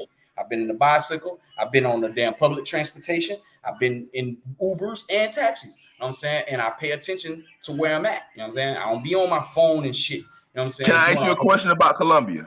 Go ahead. Who's the president? Petro. You know what I'm saying? His name is Gustavo Petro. He just got sworn in about maybe 3 weeks ago. And prior to that, what's his style? Like, give us like you know, back home it's Democrat, Republican. Everybody know what Biden them on and Trump. Like, what's his little standpoint? He a leftist. You know what I'm saying? So they trying to bring. It seems like a socialistic type of environment. Same thing here. They got their first black female vice president here. You know what I'm saying? Really? Yeah, literally just happened. They just got sworn in 3 weeks ago. Colombia got their version of Kamala Harris. Yeah, pretty much. You know what I'm saying? But this black woman right here ain't no. You know what I'm saying? She ain't like doing the white man job. Is she pro-black for the Afro-Colombian? Yeah, she pro-black for the Afro-Colombians. I think that's why they voted for him, because she is more. Her campaign, she was running on the campaign of helping out that particular sector of Colombia. You know what I'm saying? So this is a good time to be Afro-Colombian right now. In Colombia. A stand-up black Afro-Colombian woman vice president. Straight up. See, this stuff I didn't know. This good for the tribal community to know. Hold on a second. Right. Yeah, so you know, all of these people over here who are black, they're gonna start to, they're hoping that they're going to start to experience some of what the white Colombians have been experiencing for all of these years, you know what I'm saying, in the way of being able to have an advancement in lifestyle, have an advancement via the government. You know, they trying to bring in more socialistic programs to help the people who don't have nothing and can't get no job, or you know, you see a lot of disabled people on the street bringing in social programs for them. They talking about raising the taxes, obviously, but the Colombians here don't understand that they raising taxes for those government socialistic programs. You know what I'm saying? Ultimately, just like in America, where, you know, actually this year I found out I don't have to pay no federal tax. So my money ain't going to no damn food stamp woman in America and WIC and all of that shit. You know what I'm saying? I get to keep my federal tax money because I ain't been in the country for over 300 days. It's 330 days. So, you know what I'm saying? As long as I'm out the country for more than 330 days, then I don't have to pay federal tax. You know what I'm saying? But that's what the people here don't understand, because the situation in this country haven't been set up for socialistic programs. So you have a lot of people protesting about why you're trying to raise the taxes without realizing that, you know, hey, look, man, this money here is going to be helping these people stop begging on the street for money from you. You know what I'm saying? At least slow it down a little bit, you know, and that's kind of the situation that you know, that's going on here in Colombia. But that's some great info. Yeah, man. A lot of people here. You got to kind of be here, man. You know what I'm saying, to be able to understand the dynamics or whatever. You just enlightened me so much, though. I'm like, they got a black female president, vice president. She pro-black. Those are good things, man. Just as this might be a good time for brothers to be making moves like that in Colombia. You feel me? Straight up. You know what I mean? So, you know, and it's the opportunity to open and build a business here. You know, you don't have to go through all the red tape. For an example, if you wanted to come here and open up a bar, the only thing that you're gonna really have to worry about is if somebody gonna come knocking on the door trying to extort you. You know what I'm saying? Depending on what type of bar you open, right? You know what I mean? You don't need no liquor license. You know what I'm saying? You don't have to. You could be open for whatever hours you want to be open. Ain't no noise ordinances. None of that shit. You know what I'm saying? Man, you know, you just need to be able to pay your overhead. You know what I mean? And really ain't no violence out here like that, because the mainstream people don't carry weapons. They can't buy guns. You know what I'm saying? Oh, that's the rules over there. They don't have. It's not like the U.S. Man, hell nah, ain't no Second Amendment over here, man. You know what I'm saying? The majority of the people out here don't have no guns. The ones who have guns, they real criminals. You know what I'm saying? Those, like, they in those drug cartels and all that type of shit like that. So they got or they're a police officer, or they're a private security guard. You know what I'm saying? And then some taxi cab drivers have guns, you know what I'm saying, to prevent getting robbed in their taxi. Outside of that, the regular average Colombian ain't got no damn gun. You know what I'm saying? Shoot. How much are like the electronics over there, like a regular flat screen that we get here in the States, like a 50-inch, the 40-inch? How much is that over there? So, in my experience, the one thing that is equivalent to what's over in America is electronics. Electronics. Yeah, unless you get it How about secondhand. the clothes and shoes and stuff? Do they have like real Nikes over there? Do they have them Yeah. knockoff? Nah, they got real and knockoff. But you wouldn't be able to tell the fucking difference. Trust me. You know what I'm saying? Ain't nowhere in the world you going. Man, I done seen. I actually was about to buy some shoes a couple weeks ago. I was like, man, what the fuck? The problem is that for somebody like you, it's gonna be difficult because I'm assuming you wear like a size 12, 11, 12, 13 in the shoe. You know what I'm Yeah. saying? They don't have many of those sizes here because the Oh, people because the are, Colombians are shorter. yeah, they small. Yeah, you know what I mean? So Hey, it's difficult for me to find a size 11 out here. You know what I'm saying? So let me you So give know, that's some good game. let me give yeah. a shout out So to Marquise. Shout out to Marquise. He says, shout out to the fellas, Southerners from Houston, Texas. Shout out to Jackson Jeter. Kaboom. Guess who stepped in the room, Rich? Crypto, Range Rover. Keep traveling. Keep telling brothers to use their passport. Now, y'all know I'm letting the live go, but y'all know I'm working. So y'all go ahead, continue, man. now I Oh figured yeah, that's we what you just was doing dropping info. anyway. Yeah, you know what I mean? Trying to help these Jackson. guys out who coming through here, man, because when they go to the troll page, all they gonna hear is y'all driving for pussy and all this other kind of bullshit, you know what I'm saying? And that's just not the case. If I was just traveling for that, then why do I know what I know? You know what I'm saying? There's no way in the fuck I would know what I know if I was just doing that. You know what I'm saying? So, Exactly. um, but you can skip over a lot of red tape when building businesses here. You know what I mean?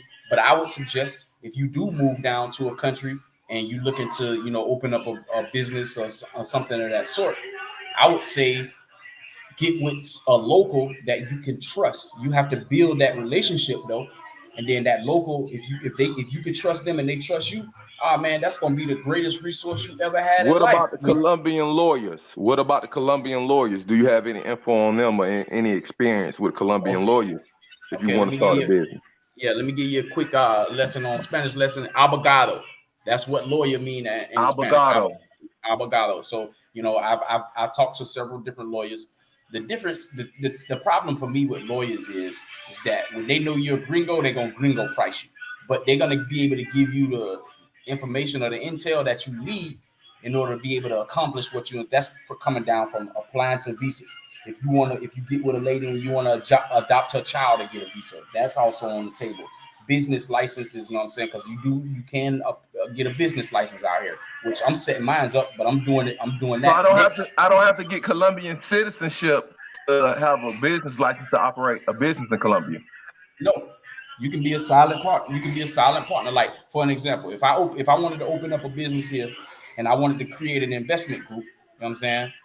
You guys can go through my investment group while I'm here, and you'll be able to reap your returns that way. Or you go through a Colombian citizen if you don't want to deal with an investment group and deal with that. You don't need no business license, but you're gonna need somebody to be able to manage, whatever it is that you're trying to do. Even if you're here, you still want to go that route, and you don't need no business license. The business license is just gonna make it official for you, and you'll start dealing with that when you come in towards getting that citizenship, visa, residency, and all of that stuff. That's when you'll start dealing with that, because that's the route that I'm doing.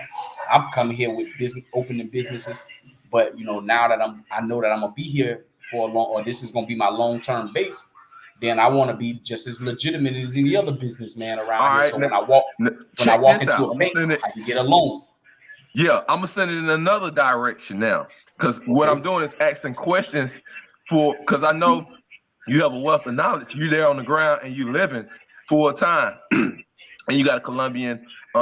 You say y'all gonna take it to the point where you're gonna have a family. You've been with her for a good little grip. So check this. All right, what opportunities? And I got to go and check out your channel. This is my first interaction. So obviously, Okay.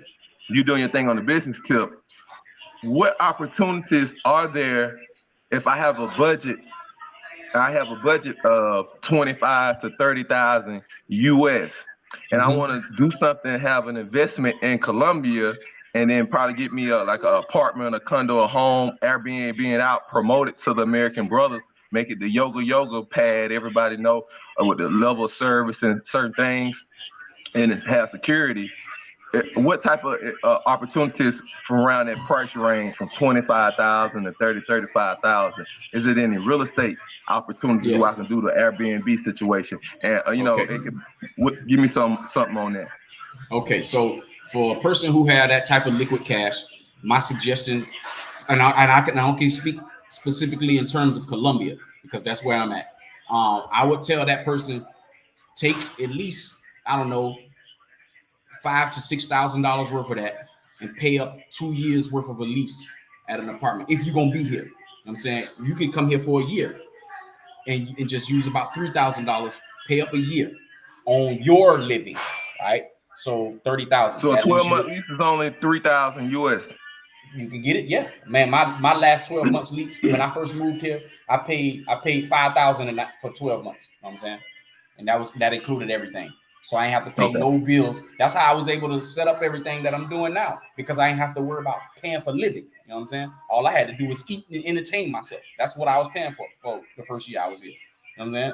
So that's the very first thing I would say.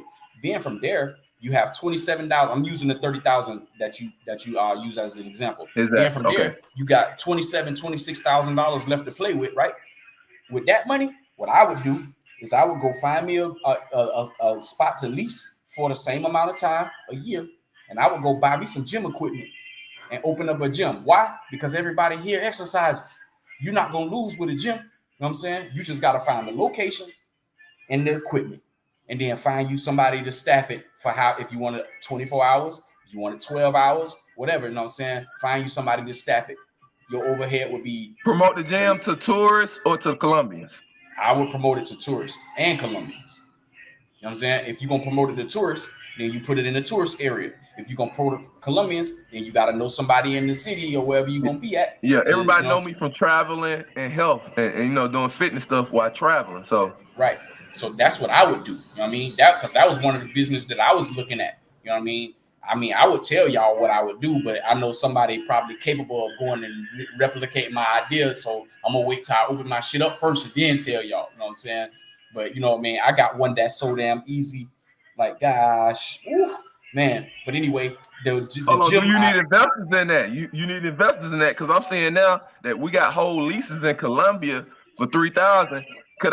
We might need to talk offline and see if we can do some things. Like could throw some funds your way. I don't know if you're into managing a project like that, but going out scouting, getting leases, and then we furnish them and set them up at Airbnbs, and then we tell the travel bros we already got y'all when y'all come here.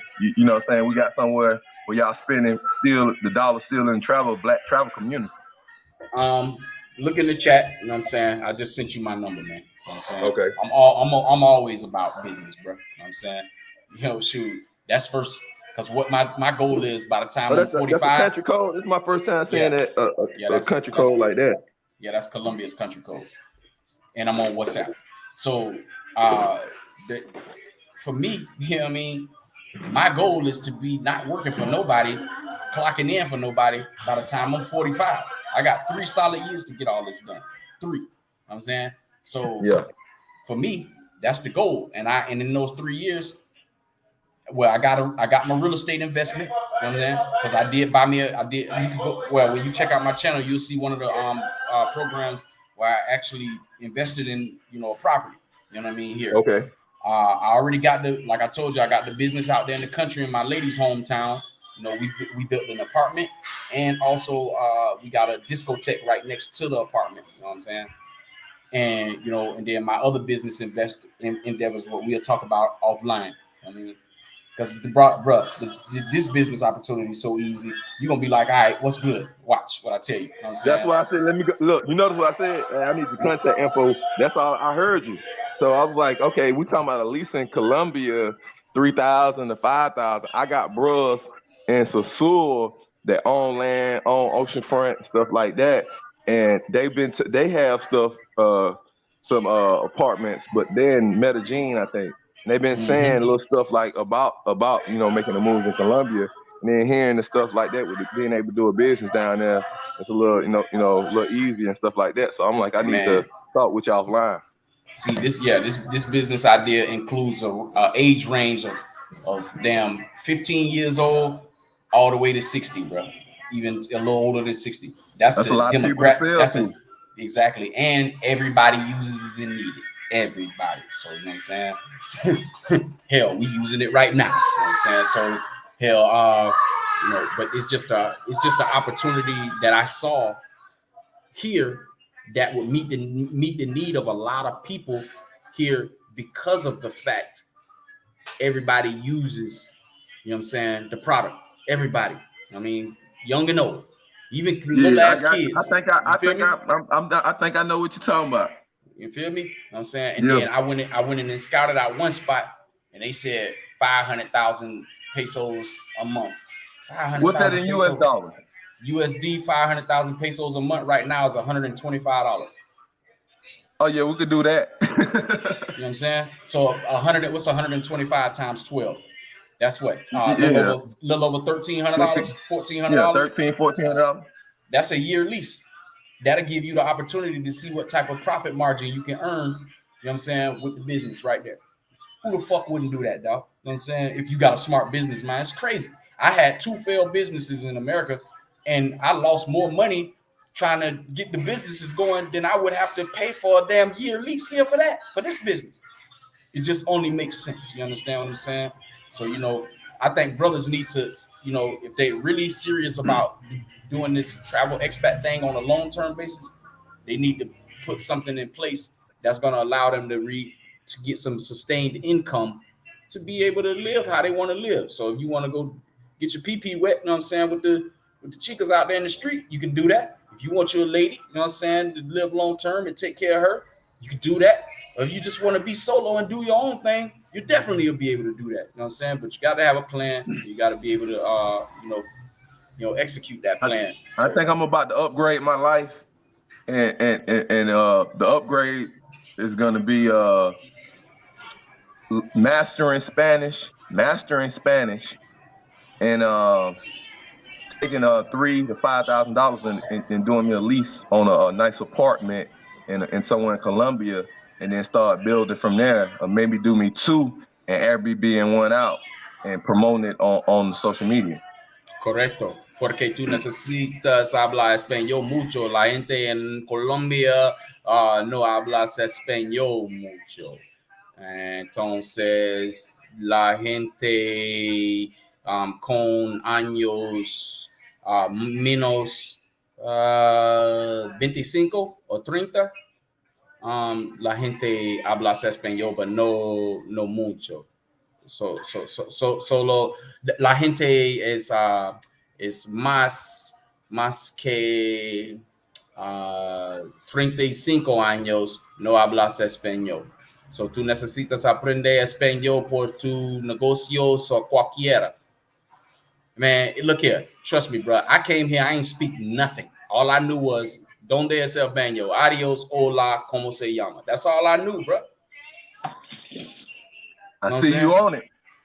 Bro, you ain't got no choice if you're going to be down here. See, entrenched. That's another reason why I jumped on these fuckers panels around here talking about something. They don't go down there and try to learn the language. They don't let the fuck out of here. You don't even know what you're talking about, man. You know what I'm saying?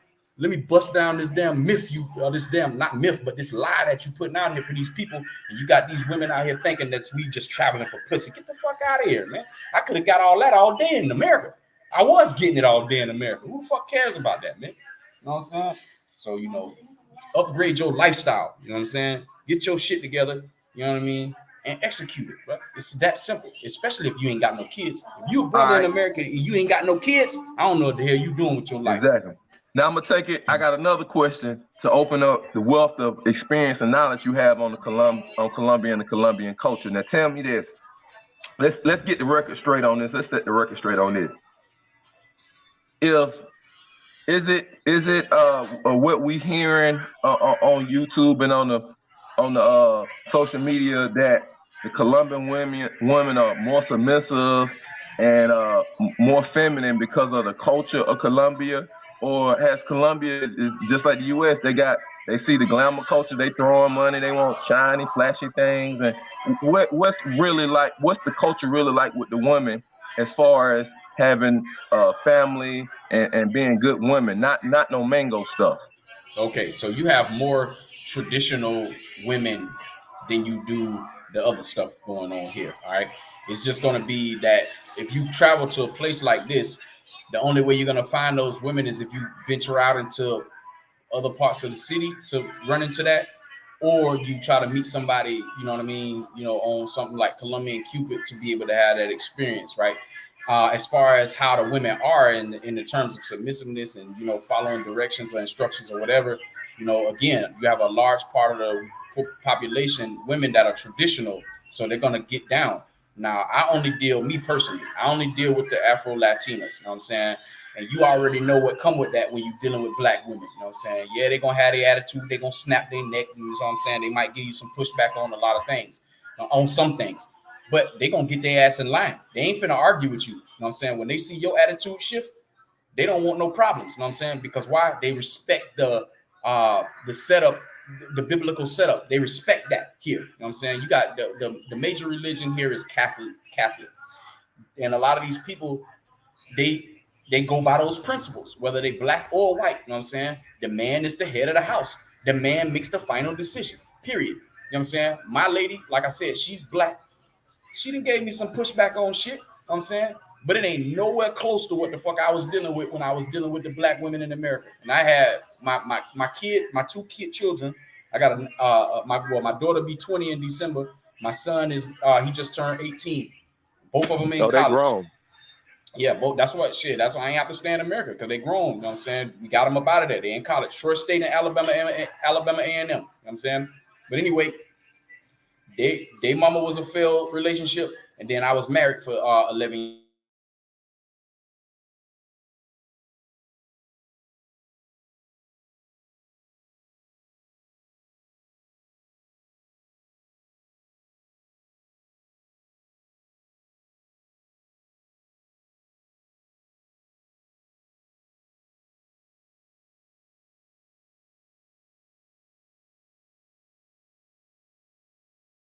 These 6 arguments, and 2 of them shits was about her not understanding how to budget money. You know what I'm saying? Because she wants to, she like to be able to just. A lot of these women come from nothing. So when they have somebody that they can actually see their dreams able to come to fruition, then they lose kind of sight of, you know what I mean, uh, uh, how to be under control. You know what I'm saying?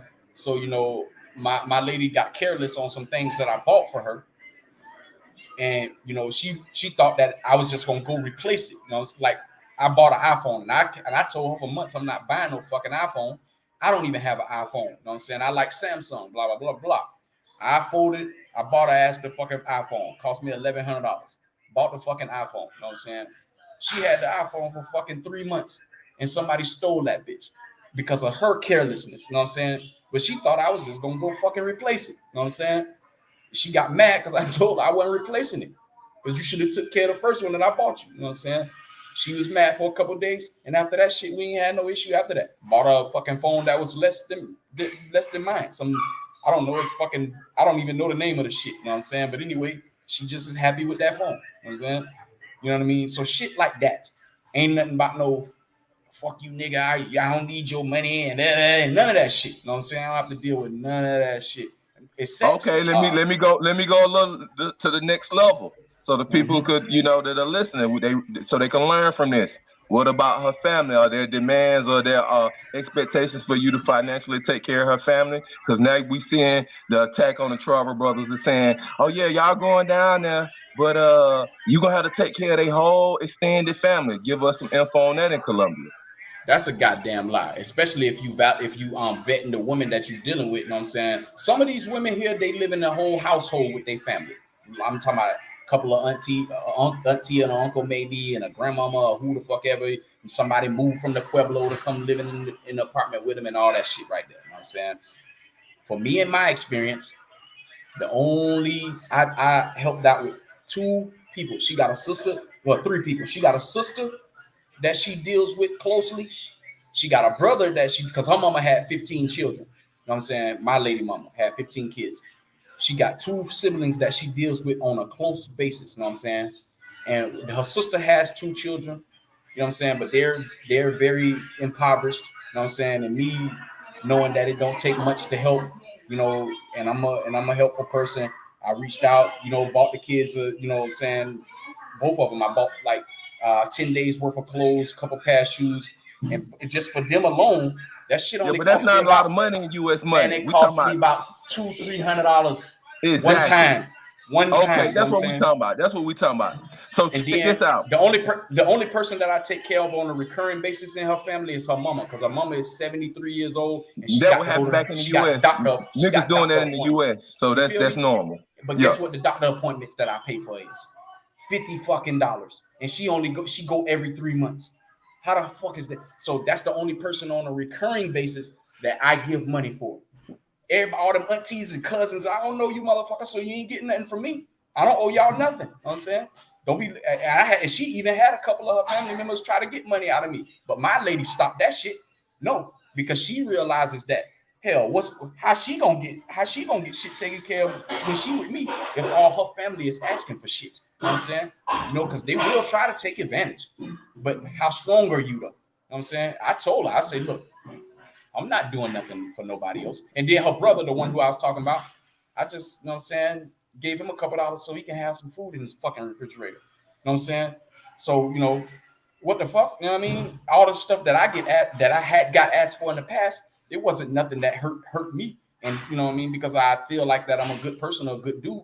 Shit, I just went on ahead and did it, man. You know what I'm saying? But it's nothing on no motherfucking recurring basis like how they putting out there talking about taking care of the whole family. You ain't taking care of the whole fucking family. Half of these people don't even know their whole fucking family. So how can you even do that? Mm-hmm. So yeah, man, you know, that's a damn myth too. One more question about Colombia. Mm-hmm. Give us a real take on racism in Colombia. Is it anti-black racism systematic, straight up? Like what have been your experiences or what you know about? I haven't come into contact with one. Well, I've had one racial experience when I first got here. I was walking into one of these restaurants, and this is when they was trying to make people wear their mask, and I was one of them people that fuck that shit. You know what I'm saying? So I walked in the restaurant, I ain't had my mask on, and this old ass white man, he had to be about maybe, I don't know, he was over 65. I'm positive of that. You know what I'm saying? He gonna step his ass back like fucking 3 or 4 steps. You know what I'm saying? And I looked at this motherfucker like, fuck is you? And I wasn't even close by him. You know what I'm saying? And then he said something to the person behind the cash register, and the person behind the cash register, you know, was like, can you put your mask on, please, sir? So I looked at the old man and I started talking to English because I knew he didn't know what I was talking about. I was like, man, fuck your white ass. You don't know me. You only did that shit because I'm black. I'm looking around. I don't see no black people in here. I said, fuck you. You know what I'm saying? And I shot him a bird. And then I said, I ain't coming back in this place no more. Fuck you too, behind the counter. And I walked out of that shit. That's the only time I experienced racism. Any other situation, I ain't no racism, dog. I'm sure it's here. But as a black man from America, you're going to miss a lot of that shit. And I'm talking about 80% of that racism shit, you're going to miss it. If you get any type of racism, it's going to probably most likely be from an old ass white person or a white cop who had a problem with some black dude who want to take it out on you. And that's damn near unlikely. And if you do that, they're going to be putting you up against the wall, patting you down, trying to search you and shit. And I seen that happen. You know what I'm saying? So, you know, outside of that, man, ain't no damn racism like that here. So if people talking that shit, that's a lie too. You know what I'm saying? But I'm sure it's here. I just haven't experienced it, and I don't see much of it going on for what I do come into contact or encounter. Okay. So yeah, man, I don't understand why people try to make it seem like going to foreign countries, you're gonna encounter this or you're gonna encounter that. I don't understand that. You know what I'm saying? And especially if you haven't been to these places. How the hell am I gonna talk to you or Richie Rich about DR and I ain't never been to fuck there before? How? Yeah, I see all this fucking shit on the TV and see what people be saying and stuff like that. But I can't give you no true experience. I ain't never even set foot there. You know what I'm saying? And that's be my problem with a lot of people talking about shit that they don't know nothing about. You know what I'm saying? You can't tell nobody about nothing and you ain't never even been to the country. Like my mama, for an example. My mama was back at home telling all these people in the fucked up ass Christian black church, I need y'all to, because my dad told me this. I need y'all to pray for my son. She got the whole fucking church praying for me. You know what I'm saying? God ain't listening. The Most High ain't listening to y'all fucked up ass prayers. Y'all sinning too. He ain't listening to that shit. You know what I'm saying? But y'all praying for me because I'm not in America. The fuck? You know what I'm saying? If you want to pray for me, just pray for my safety. That's it. You don't got to pray. Oh, bring him back to America. My dad, I was like, man, you really telling me why would Boo, what they call me Boo, that's my nickname. Why would Boo want to go to a country where everybody trying to move from? You know what I'm saying?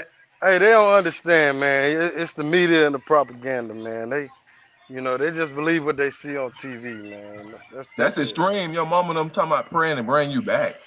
Yeah, man. They really was on that. Well, I Yeah, have they to be don't know, honest. man. That's I have just to a be mother honest. love.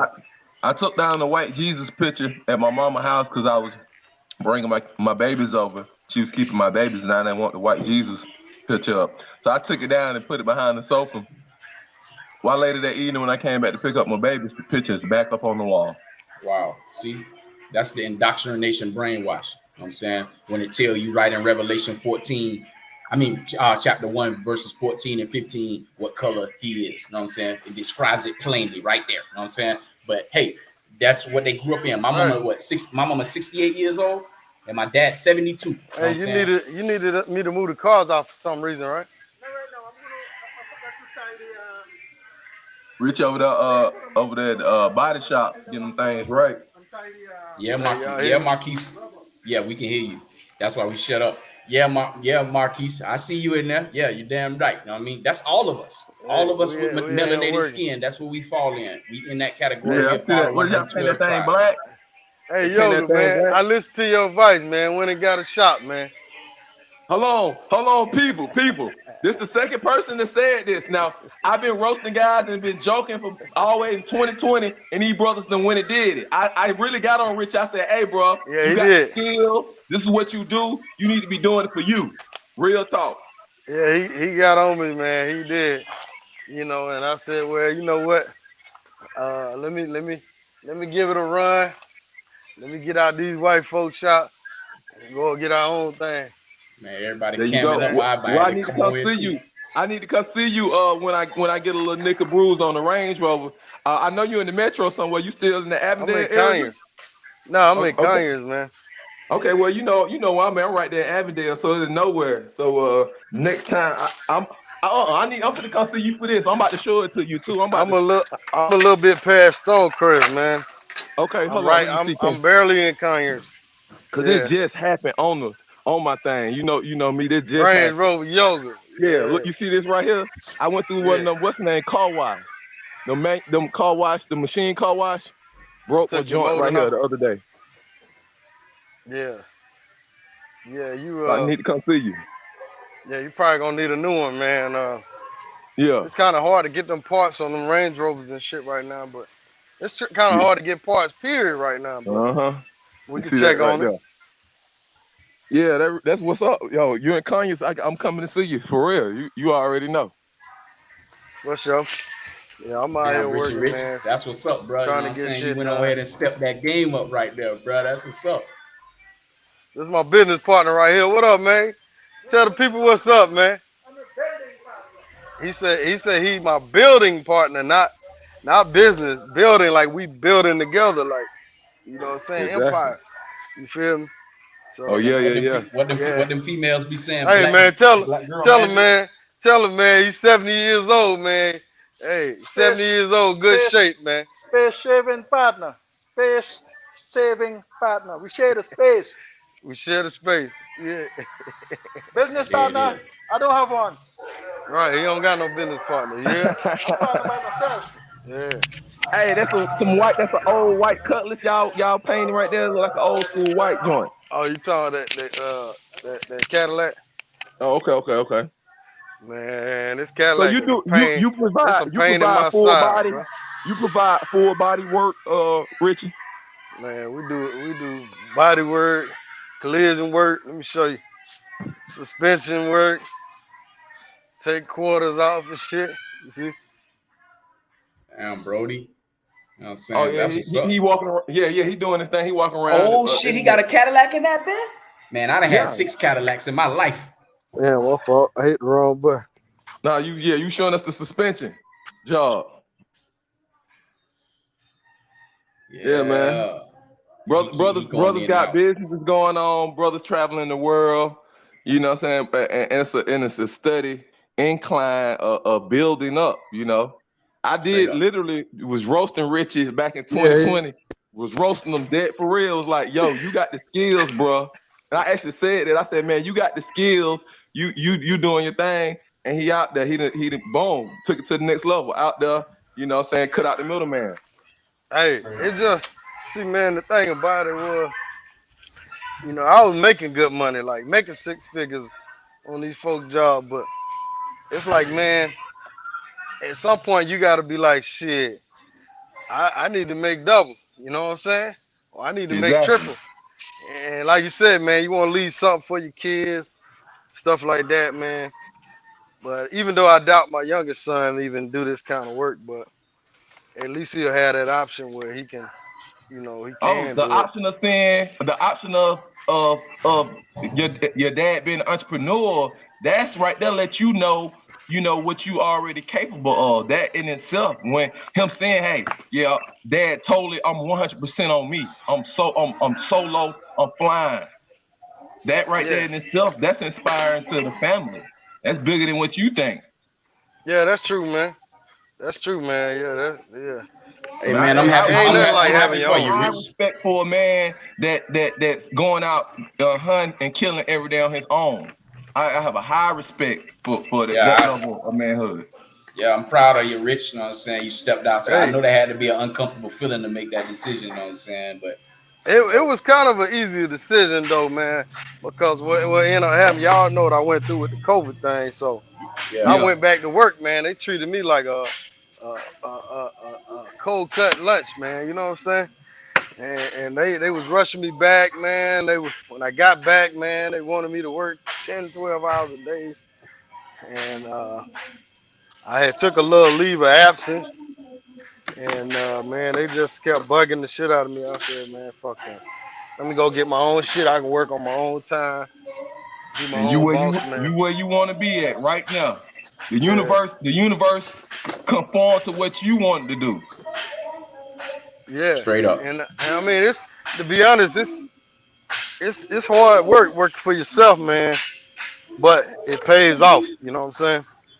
And once I get the business to where I want it to be, I'll be able to go abroad with it, and I won't even have to be here and let it run.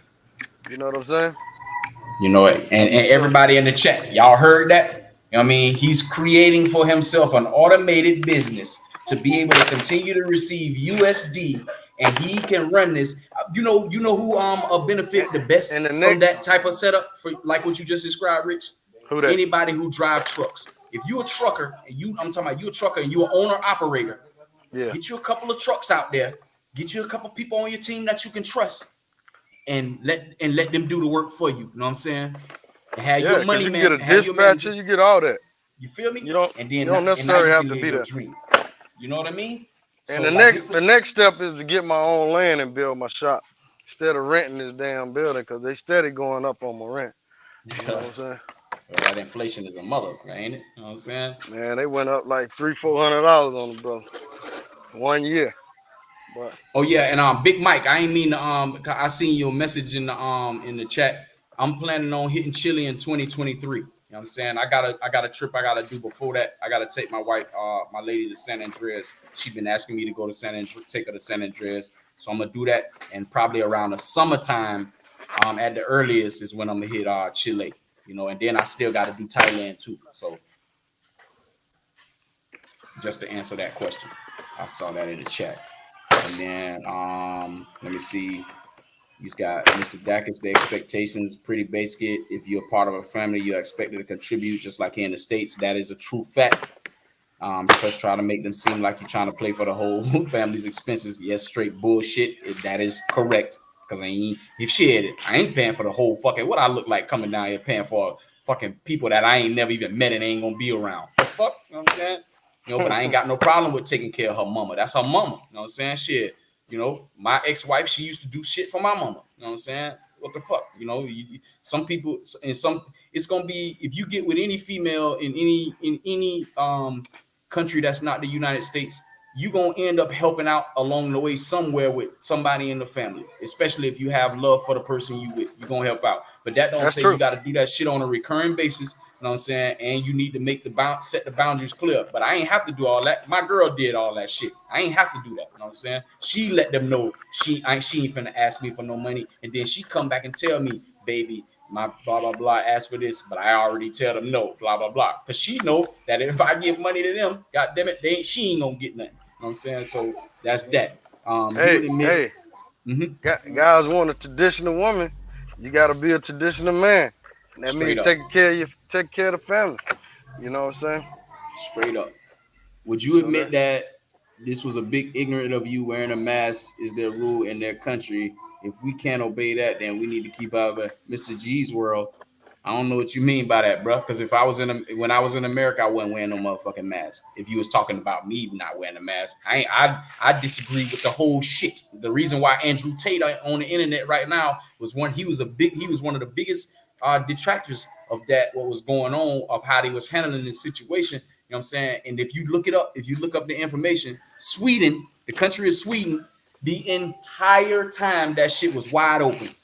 No masks, no shots, no none of that shit. You know what I'm saying? The entire time, Sweden was wide the fuck open. You know what I'm saying? But for me specifically, the same shit I was doing in Colombia, the same shit I would do in America.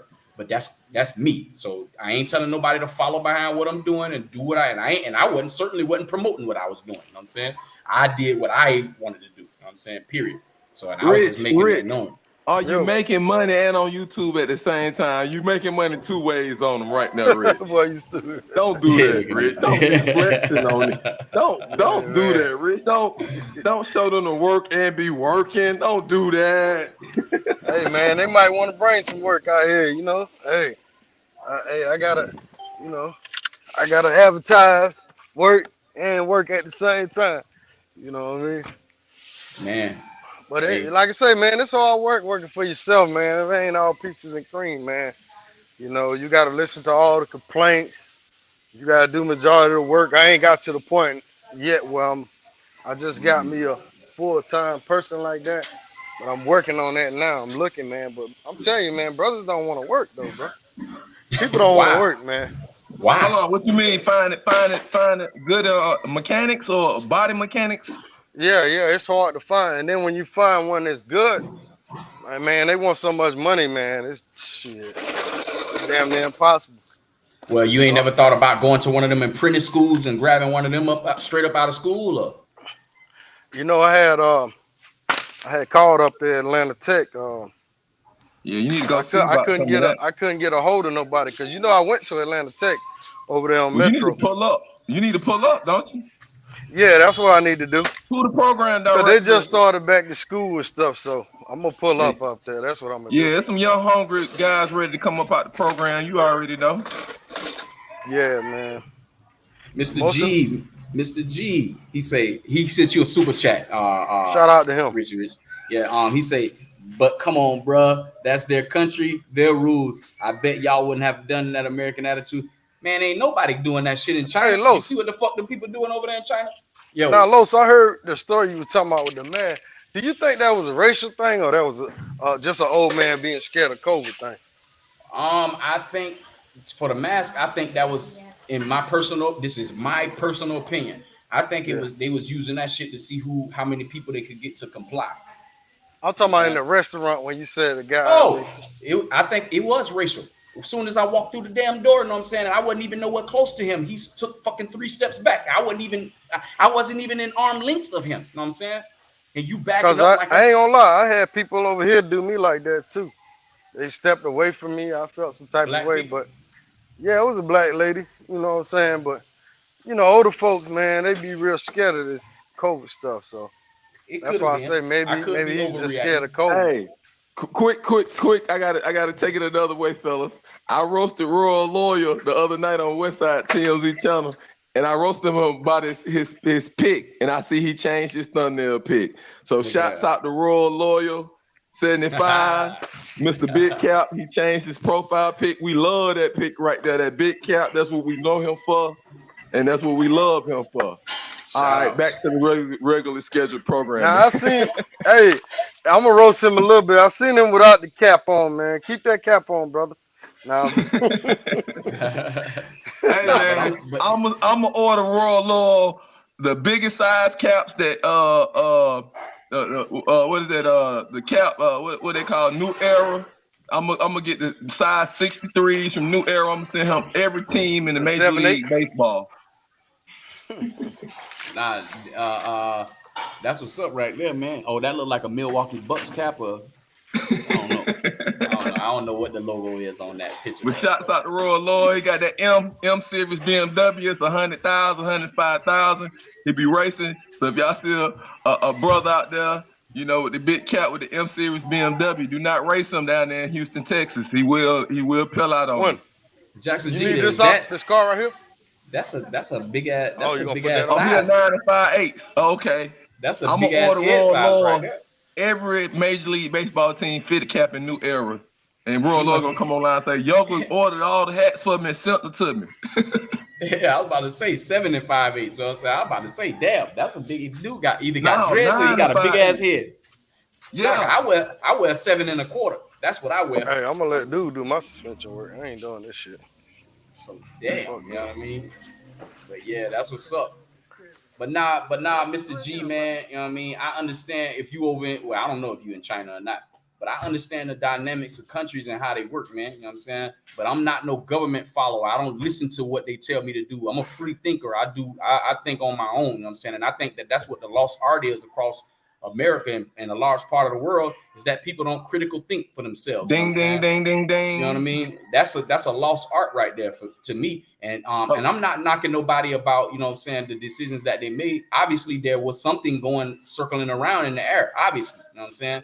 Shit just did. I Oh, just can I wasn't scared of it. chime in right there? Right Yeah, when go they ahead. found out about Epstein and all these people around the world that Epstein connected to, all the way back to the London Council with the Queen and all that at, and then that's when they stopped the world. It seemed like You feel it. me? You know what I'm saying? But Right when hey, we found out what they doing and why all these kids disappearing and all this Oprah them talking about all this guy, and certain folks on the internet already pointing that guy out. It was some certain pro-black brothers was already pointing that out. Like, hey, this like folks like that Cat Williams was trying to tell us. Then Corey Holcomb, they just put him out of Hollywood. So Corey Holcomb just started telling. Certain people just started telling. Certain brothers started putting it out there, and everybody thought it was fake. And then that whole Me Too and the Epstein thing hit, and we even seen what the music industry is in Hollywood. And it's like all to fruition now. Like just like the scripture said, and it seemed like they pumped the brakes on the whole world to get everybody to not think about that no more. yeah, get their focus, you know what I'm saying, on something else. And you know what? Every time that there's a crisis,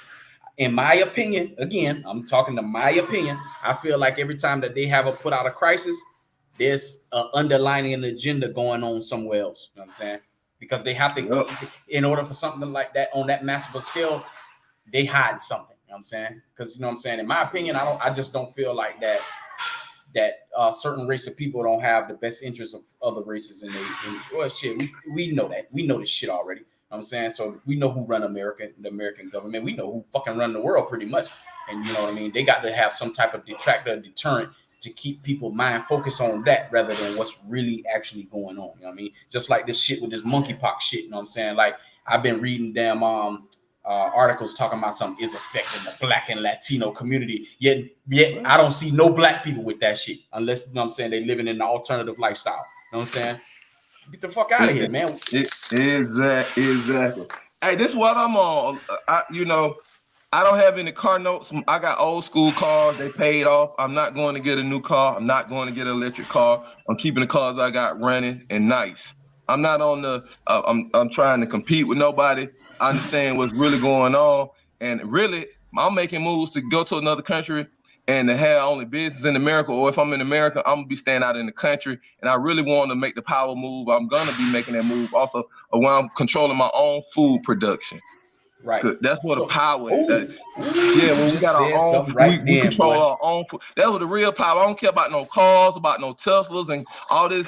I want a whole self-sufficient farm. That's flexing to me. That's the ultimate for me. I want that more than I want a bigger mansion. Just give me a regular 3-4 bedroom brick with a pool in the back and 3,000, 3,500 square feet. Give me 2 or 3 of them.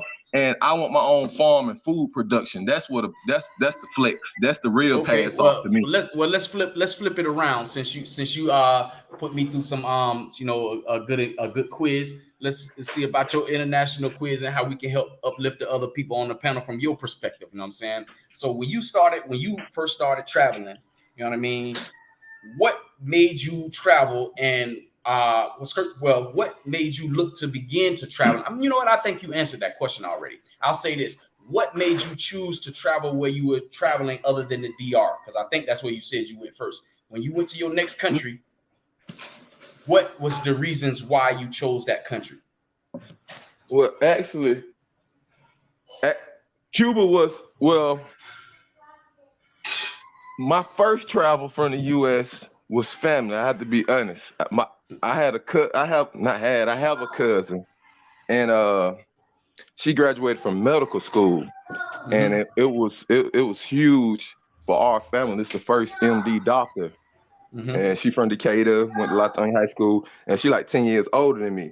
So I was like in ninth grade, and we took a trip from her medical school over to Canada, and we stayed in Canada for a minute. So that's when my first bug was. That's 14, but I'm 14. So as soon as I got 23, I got out of college. I got on the plane and went to Jamaica because of the movies. I was like, I want to just go to another black country, and I went with my girlfriend. So we stayed in Jamaica for 2 weeks. Boom. Now, and then it was a period in my life. I didn't travel outside the U.S. I was going to California a lot, but I didn't travel outside the U.S. again until 2016. I went to Cancun. No, 2015. I went to Cuba, and this is what I call the start of my real travel. So I went to Cuba for 2 months, and I stayed in Cuba for 2 months to open up a cigar shop here in Atlanta. I had a friend that got to Atlanta. We became friends. He married a chick that went to Clark, Atlanta. And she was like a black American. She's a black American chick, and she was like on her 5th husband. And she was like, "Oh, I'm just gonna go. You know how they do that. I'm gonna go to the Caribbean and get a man that want to come to the U.S." And really went and did it. And so he made the investment too, and he came. And so he met me and said, "Man, you know, you homegrown right here in Atlanta. It'll be my big dream to open up a Cuban cigar shop here in Atlanta. Like my family already proud of me, but then they'll know I really made it." And so I said, "Well, if we can do this, and I can go in business, we can do something. But I don't know anything about cigars." And he was like, "Well, I'm gonna take you to Cuba so you can learn." So we went to his uncle works on the Cohiba plantation. So I went and stayed and got a chance to experience Cuba in the tobacco world. And I came back to Atlanta after that time frame over in Cuba, learning everything about cigars. And we opened up the cigar shop on Auburn Avenue. It's still there today, Havana Cigars, right across from Dr. King's grave site. Dr. King and Coretta King, their bodies are right there, right across the street. You'll see it. Havana Cigars. And so when we did the grand opening, Bo Rakes came to the grand opening. A couple people, we had the sheriff to come. I'm born and raised in the ATL, so we had a lot of people to come. So at the grand opening, the sheriff is there.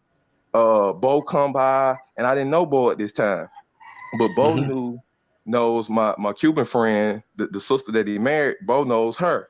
So, you know, with everybody coming out the grand opening of the cigar shop, we down on Auburn Avenue, King Center, historic Auburn Avenue. We chilling, big crowd and all that. And then I meet Bo, and Bo's like, "Man, they've been telling me about you, Warren. You went down there, you put boots on the ground, you went down there, learned, came back and opened up a cigar shop. You know, congratulations, da-da-da, me and Bo meet, and this and that." And Bo tells me right then, within 10 minutes of meeting him, he said, "Hey, you need to go to Dominican Republic. I just came back from down there, and I was in Belize." He whipped out his phone, started showing me videos. He said, "You need to go here because you bought business, and you need to go down there and see what's going on. Your money gonna be stretching, and A, B, C, and D." Bo told me right then, 2016 at the opening of the cigar shop right there on Auburn Avenue. That's why I met Bo Rakes at. And I wish I would have went right then, but I didn't because I was focused on cigar shop, other stuff. And then I had a girl at the time. So, and I was traveling like to Cancun, stuff like that. I turned around and jumped off. So that was my first travel. It was because of business. But because of that business, then I met Bo. And then that's when I saw the whole YouTube thing and the whole family. And that's what kind of brought me into the manosphere, me and Bo in real life. And then him texting me saying, "Hey, I'm starting a YouTube channel. Check this out. Because you ain't went yet. So I hope this prompts you to go." And he sent me one of them type of text messages. And then I clicked the link, and I saw him and his girl. I was like, what? This nigga rolling all around the world. I thought he was down on Edgewood. He ain't even in the country right now. Now I called him. He like, yeah, I'm down here now. You da. Next thing you know, I got a plane ticket just like that. And that's how I got put on the Taylor Man and Manosphere through Bo Rakes, literally. And Wow. that's how it jumped off of me. Okay. Cause he came to an event where I just came back from traveling, and he knew I was serious. He was like, man, y'all, you done went down there and opened up the cigar shop. Hey, go here, and ask for this person, this person. And I got the DR. I called Bo. I thought he was still there. He was like, no, he was in a whole nother country. I said, what? You not here now? I'm down here. And I flew into Punta Cana because the flights was cheap. He was like, you're on the other side of the country anyway, but hold tight. And like 10 minutes later, the brother called me on the WhatsApp, and he was from the U.S. military, ex-veteran. They came all the way and picked me up in Punta Cana and brought me all the way back to Puerto Plata Sur. They like really took care of me. And that's Right. how I was in there from there. Boom. So now that you had your first of your after you left Cuba and the DR, you open up your shop and all of that. You had an opportunity to say fuck it. You know what I'm saying? I went to the countries. It was cool. I met a couple people. Blah blah blah. What made you continue to build on your experiences? Oh, it was intoxicating going to another country and just out of nowhere, they family hold you of status. I just had high status coming in, having an American college degree, being college educated in America. So when I went to Cuba and my homeboy Rafi's family just held me as such high esteem, I ended up getting a chance to meet Raul, Castro's brother. Mm-hmm. And they was like, okay, this your Black American friend, and everything that they heard about us, when they see from TV and Muhammad Ali and Michael Jordan, they know about all the Spanish baseball players that play for the Braves and stuff, and Andrew Jones. They knew about stuff like that, and I was just telling them how I grew up right at the Atlanta Fulton County Stadium, and I went to school, so they looked at me in like high esteem, like you went to American college, you're a Black American, and you made it out of that struggle, and they could just relate so much. I didn't Right. realize how they look up to us, and I was 33 at the time. All his uncles and stuff, they shared like their real experiences with me, and I end up. That's Wow. how I got into boxing. That's why I'm boxing now, because I met the Cuban Olympic coach Nicholas Isidore. They Uh introduced huh. me to him, and he been my boxing coach, and he defected from Cuba, and he got a couple UFC fighters and Cuban Gold Glove, gold medalists, and that's how I got into the boxing from So all your from my trip from Cuba. so your wow, your experience from traveling got you involved in a whole other sport You opposite see of those what you were boxing used gloves to. on my Yeah, I thumbnail? see. I saw it. Yeah, those boxing gloves you can't even buy those. Those are boxing gloves you can only get through Coach Nicholas Isidore. His name is actually on them, and it's only Cuban gold medalists and UFC fighters that got those gloves. It's only about 10 people outside of that got those gloves, and I'm one of those people. I went through a hoodoo ceremony when I was in Cuba, and one of his great his grandnephew was the hoodoo priest, Coach Nicholas Isidore. You heard me? Yeah, I heard you. Yeah, I had to Yeah. mute my So mic so because I saw so all this yeah, noise. that's really my coach, and I really train with him. Like he in Miami now. I travel to Miami to go train for 3 weeks in a row. Like all my boxing, I learned from this man here. I started back from 2015. Word up. So what was so now that you went through all of that and you ended up in boxing and all of that, what how did you develop your plan for the long term? What steps did you take to start, you know what I'm saying, putting yourself in place to basically be able to do this, you know what I mean, for the rest of your life pretty much? Because Well, from what I gather, that's what you're gonna do. once when I looked at the plan that Bo is executing now, and then the brothers that I met since I've been on the travel circuit, brothers that surpass well past my level now. So I learned from them. No brothers been retired, got multi-million-dollar companies. They don't be promoting and stuff. There's plenty of brothers, Black African American brothers in Sasua, got oceanfront property and running companies back in America that's doing 10 million in revenue. And so I'll get a chance to sit down with those brothers through both and just see what they doing, how they doing it, why they even came to the DR, how they do the tax structure, they shelter their money, those different type things. So I already had my own thing in motion with investments and my own businesses and things like that, like the cigar shop and some other things that I have, entrepreneurial things here in Atlanta. And so I was looking at ways of other ways of growing that money and growing it in assets that are tangible and tied to the culture. And so with seeing with Bo really opening my eyes of the real estate cost in North Dominican Republic at that time, and this is pre-COVID. So I seen like acres of land go for like $5,000, like $750 a acre, like low numbers like that. And so I knew then, I said, okay, well, I already see this. By the time I'm 50, I'll have 2 or 3 homes somewhere outside the US where the money quadruples. And let me take my energy now that I'm putting more into this American culture, and let me withhold that energy and save that money up.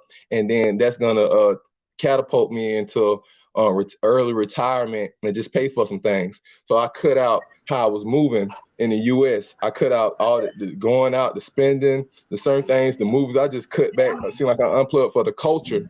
And I wanted every dime, everything that I do to build up. And so I can even make it go further economically outside the US. And I'm in the stage now where I'm studying and traveling to different places in the world that I scout out to see where I want to land and really build up financially or economically there. And I'm in the process now. Damn, bro, you know what I'm saying? That was a thorough answer because you answered the next question I had for you right in there. You know what I mean? Shoot, that's what's up. So okay, let me go to the next one then. So because we be on these panels or we be in these chats with a lot of brothers, you know what I mean, who own the fence. They ain't never been out of the country. A lot of these guys just now getting their passports and all this other kind of stuff. For that individual, what would you suggest to them as a first timer? What first is a two-part country? What country should they consider going to first, or how they, or what? You said you scouted out places that you would consider. You know, what suggestions of first-time countries would you suggest that these brothers scout out? And once they get to that location, what should be on their mind outside of a woman? Well, I tell the brothers this is what I would say. If you're 18 to 21, you in college age, I say, and you don't have your passport yet, and you applied for it or something like that, and it's a long wait now, or longer wait, stuff like this. Get on the plane and go to United States Virgin Islands or Puerto Rico. It's right down next door to Dominican Republic and Haiti and Jamaica. It's right in the Caribbean, but it's U.S. territory, so you can get on the plane with your driver's license. And it's a Spanish culture, and it's going to be tourists, and it's a safe situation. And so that's the first step I would say. Not that's the first step. Go. You still in U.S. territory, but you still off the mainland, and it's a different culture. So, Jackson Jeter said Yoga set up the gym, and Sasul, he'll go. I know Jackson Jeter. I just met Jackson Jeter last week, y'all. I was in flip-flops when I was feeling a little better from food poisoning. And I heard somebody calling me like, Range Rover Yoga. Yeah, I came over, what's going on? He like, you don't know who I am. I was like, how? How am I gonna know? And then it was Jackson Jeter, but he had on the Houston hat. I was like, man, you from New York. And definitely, I thought you from H-Town. You got on H-Town gear. But shouts out to Jackson Jeter. Shout out. Yeah, so what was I saying? Now you were saying the U.S. Virgin Islands and the Puerto Rico, which is this is a piece of advice that I've never heard anybody give to a person who just beginning to get their passport, and I think this is actually pretty smart. You know what I'm saying? Yeah, they're smart. I'm telling you, I'm showing them how to really get on it. And this is kind of, I took this route and I went to U.S. Virgin Islands and Puerto Rico, but I did it through the corporation, with my job. So my job, I was a trainer, national trainer. So they had it set up in U.S. Virgin Islands at the Wyndham Resort. So they just sent all the new employees down for 2 weeks. They had to go through the training and then pass the test. And that's how I was down there like that. And they went down there for tax shelters. A lot of these corporations based out of Puerto Rico and U.S. Virgin Islands from tax purposes. But that's the first for brothers that's gonna go solo and go with y'all freshmen in college, y'all in college age. Go to Puerto Rico first, Puerto Rico or U.S. Virgin Islands. You don't even have to have your passport, and then you at home. Let's the laws just the same. So and all that, and they got the same. If you come from Florida, New York, and you got a CBD and all that, they got all that now. It's the same, just back on the mainland. So you're gonna get the tropical island feel. You're gonna get the chance to meet. It's gonna be the Europeans gonna be there. There's gonna be Spanish speaking, and that's the first half baby step. Then from U.S. Virgin Islands, Puerto Rico. Then I say for the youngins, early 20s, the next stop is Cancun. Go down to Cancun during spring break. Go and experience that. If you're 25, the 18 to 25, still go get on the plane. The ticket's gonna be cheap. That's Mexico. Go to Mexico. Mexico right next door. You're going right to Cancun. You're gonna have fun doing that. Then after that, the next one is then you the same as Cancun. I would say Jamaica. Jamaica and Cancun and Mexico on the same. So the next tier, hit up Jamaica or Mexico. Cancun is gonna be enough tourists there. You can still speak English. They know about the culture. It's sit in. There's gonna be a lot of Americans going to Jamaica and Mexico or Cancun, the grill and stuff like that. So you still good. Then after Mexico, Jamaica, then you going to go out heavy, hard Spanish, Colombia, Cartagena, or Dominican Republic, or Brazil, going down. Then you go on and open all the way up. But I think you want to experience them other ones also. Oh man, that was super, bro. I got it. Man, everybody in the chat need to be sending this brother a cash app. You just gave them some solid game, bro. And then and I'm a thinker. I think outside the box. I when you 18, 19, you know they hot. You can't send an 18, 19-year-old to Sasur. They ain't gonna be able to handle that. They need to build up. But the best part of your game is that what you just gave them, that don't just fit the 18 to 22-year-old. That fit the grown man who ain't never been nowhere before. And true. And while you was explaining that, the other thing is that those brothers who do work online, that the company won't allow them to work in international space, they can still leave the mainland and go work in the Virgin Islands and Puerto Rico and work there. Because you're still in U.S. territory, as long as you line up on your time zone. And then on the weekend when you get off, and here's the game, fellas. This I did it when I was with the corporation. I was with education affiliates for some strong years. They based out of headquarters up out of the tri-state DC, Baltimore, Maryland area up in there. And on the weekends, we was on U.S. territory at the Wyndham Resort at the U.S. Virgin Islands. But a 15-minute boat ride, you in the British Virgin Islands. Another 25 minutes, you at Puerto Rico. Another hour and 15 minutes, you in DR on the Punta Cana side. So we was taking a little shoot-off trips with the company boat and moving and boom. And we go this weekend, go over to the French Isles, and then we go here. So when you're down there, then you're gonna run into it's still gonna be international because it's gonna be so many Europeans, Australians, and all that all hitting up the U.S. Virgin Islands coming from the other islands right next door. And Jamaica and Cuba, all that right down there, it's right in the mix with everything. That's good game. Hey, y'all in that chat, y'all owe this brother cash app, man. Shit, he just gave me some game, bro. That's straight up your driver's license right now. If y'all look up the flights for Puerto Rico and U.S. Virgin Islands, they're low right now. All you need is your driver's license, and that's it. And you go, and there you go. And then you can get on the ferry and go. You be like, hold on, I can go over here to the British Virgin Islands for a little day pass without a yes. You can do all that little stuff. Go out on the boat rides. They're gonna take you to all the islands. Yeah. I doubt if anybody had even thought about this. Out of all the panels I done listened to and all of the talk shit, I ain't heard nobody gave this advice. And we got some seasoned people in here. Hell, I'm seasoned. You know what I'm saying? And I've been to Puerto Rico. You know what I mean? I'm like, what the fuck?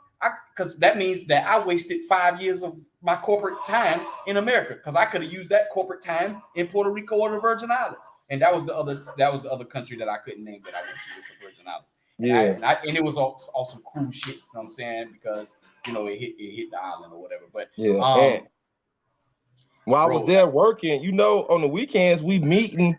I met so many women from the other countries. Met girls from Ecuador, from Venezuela. It was so many people coming through the U.S. Virgin Islands and Puerto Rico. Those are little hubs. But I didn't realize like the rest of Latin America looks at the U.S. Latin Islands. Those are like jewels for them. So it's the shit for them to come from Brazil or Colombia or down in South America and come up to Puerto Rico. You know what I'm saying? J Lo, them Puerto Rican, and Alex Rodriguez. And so the big, Puerto Rican Americans, they make Puerto Rico give Puerto Rico light. So Puerto Rico is it might not be like a destination for black men like that, but it'd be destinations for the other Latin cultures. And I got a chance to experience that. straight, man. That's awesome, bro. You know what I'm saying? Hell, you just threw me off. I don't even know what other fucking question to ask you no more. I think that's the best advice that was given on the show today. You know what I'm saying? Yeah. To be honest with you, for these brothers who just starting to beginning to travel and don't know where to go and don't know how to do nothing, they can get their first taste without a passport outside of the lower Mainland. 48 continent, mainland, and go get that still tropical experience like you was stating in these countries, you know what I'm saying? As if they were in the international space like that as And, well, man. and Puerto Rico they speaking English is the official language because it's the U.S., but they speak in Spanish. So it's gonna be like you damn near like you in DR. And you're gonna be like, oh shit, yep. And then it's less trouble. It's like U.S. less stuff to get in trouble for. It's the same driver's license. You good. They got California and New York weed laws. You good. You saying you drink. So it's like it's a good safety net half step for brothers that, like you said, grown brothers that hadn't even traveled yet, man. Y'all can get together, go down there, just do something simple. Get four of your guys together. Y'all go down there instead of going to the bar watching the football game. Y'all set up the trip, one of y'all best games coming up this season, and y'all watch the game in Puerto Rico on the beach. Or the Virgin Islands, you know what I'm saying? And I used to Yup. date a little when I was in the 10th grade. I used to date a little girl. Her name was Debbie. She was from the Virgin Islands, man. You know what I'm saying? She was a cool little girl. We didn't work out, you know what I mean? But hey, you know what I mean? It's all good. Shit happens. But the fact of the matter is that you could take advantage of traveling to another country, you know what I mean, without having to use a passport and still get the similar experience as if you were in a country that where you were required to have a passport, man. That's awesome, bro. You know what I'm saying? Hell, man. Okay, so I guess my last, because shit, we really don't have to give them no more game after that, you know what I'm saying? But I guess my last question is what would be the top 3 things that you would tell a person to prepare for to make a trip like in what you just described, similar, or if they already done that and they seasoned, and they ready to like make that move similar to what you're doing or what I'm doing, what would be the top 3 things that you would tell them that they need to make sure that they are on top of and have in order before doing it?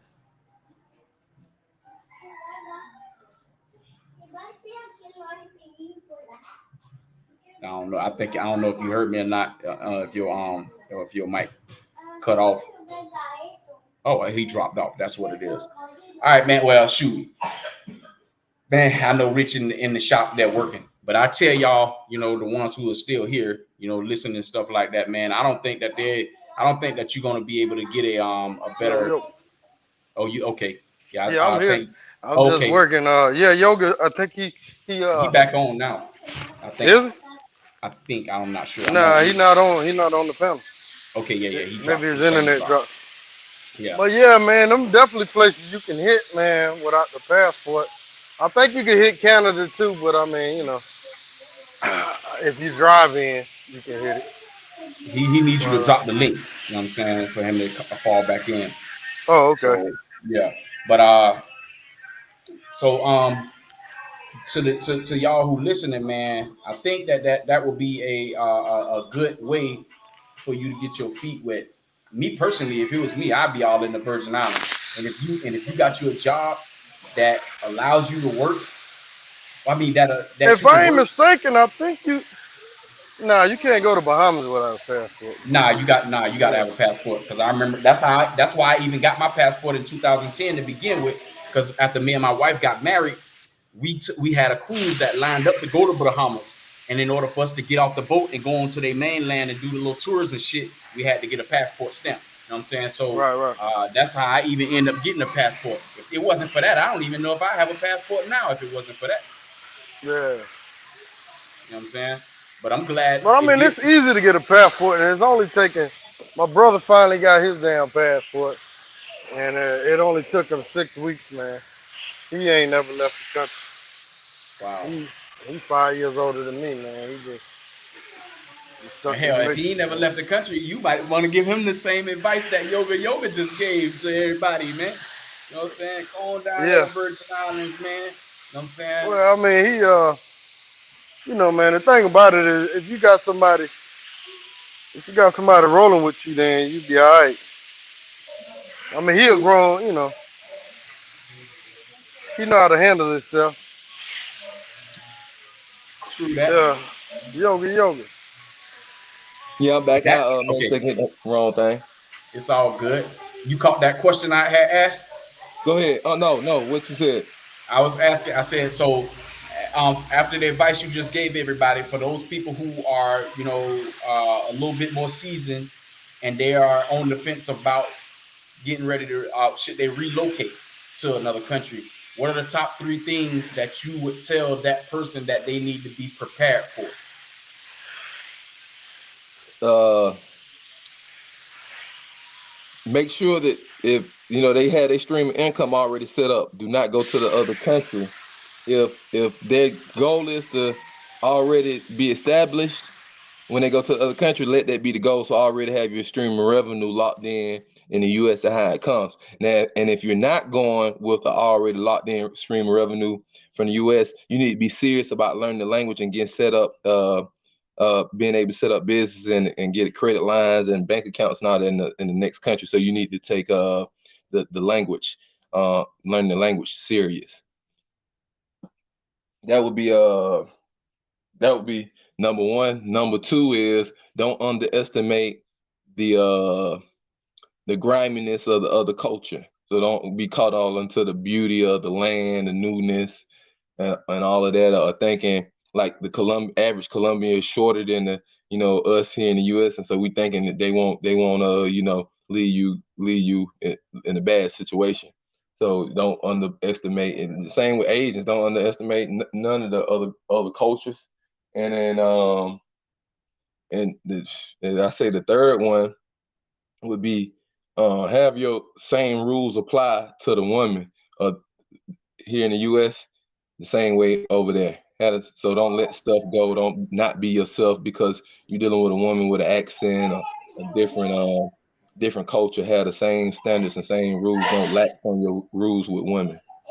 Nice. You know what I'm saying? So they y'all have it, folks. You know what I mean? For those of who are on the fence, man. You know what I mean? And I agree. I totally agree. Especially with the first one, you want to make sure you have a stream of income because Yeah. you know what I mean. It's easy to get over here in another place and you don't have no income coming in, but you got a lot of income going out. I mean, you got a lot of money going out. I mean, you can end up homeless. And you don't want to be in no homeless situation in another country. I can promise you that because it's just not the same as in America. You know what I'm saying? Nah, It's not the shout Yeah. same. out to One of Big one of the JG main State. That's my one of brother the from Tottenham, London. Yeah, shout out to Big J.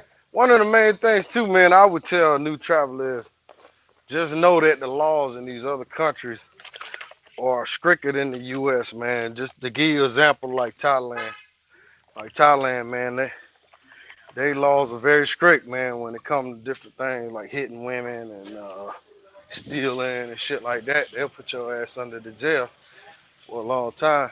I mean, y'all see what happened to the sister in Russia. So, I mean, that's just an example of what could happen to you. Don't bring no drugs through the airport, none of that type of shit. Oh no. If y'all going to DR, Colombia, Thailand, you'll be able to get whatever get if it's messing with yoga. Don't move with that. You'll be able to get that. Most of the countries got it now. Like Thailand got it. Uh, so other places got it. So definitely don't try to move with that. And that's why y'all need to be connected to the brother network so y'all know what's going on.